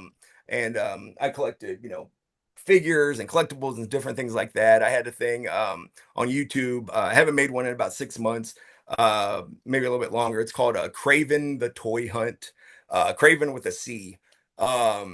And it would just, I would go out and I would, you know, collecting figures, collecting statues and collectibles and different things like that. And then I started, like, I would do that and I would see online other people are doing it and recording their times going out and like having a good time and doing this, that, and the other.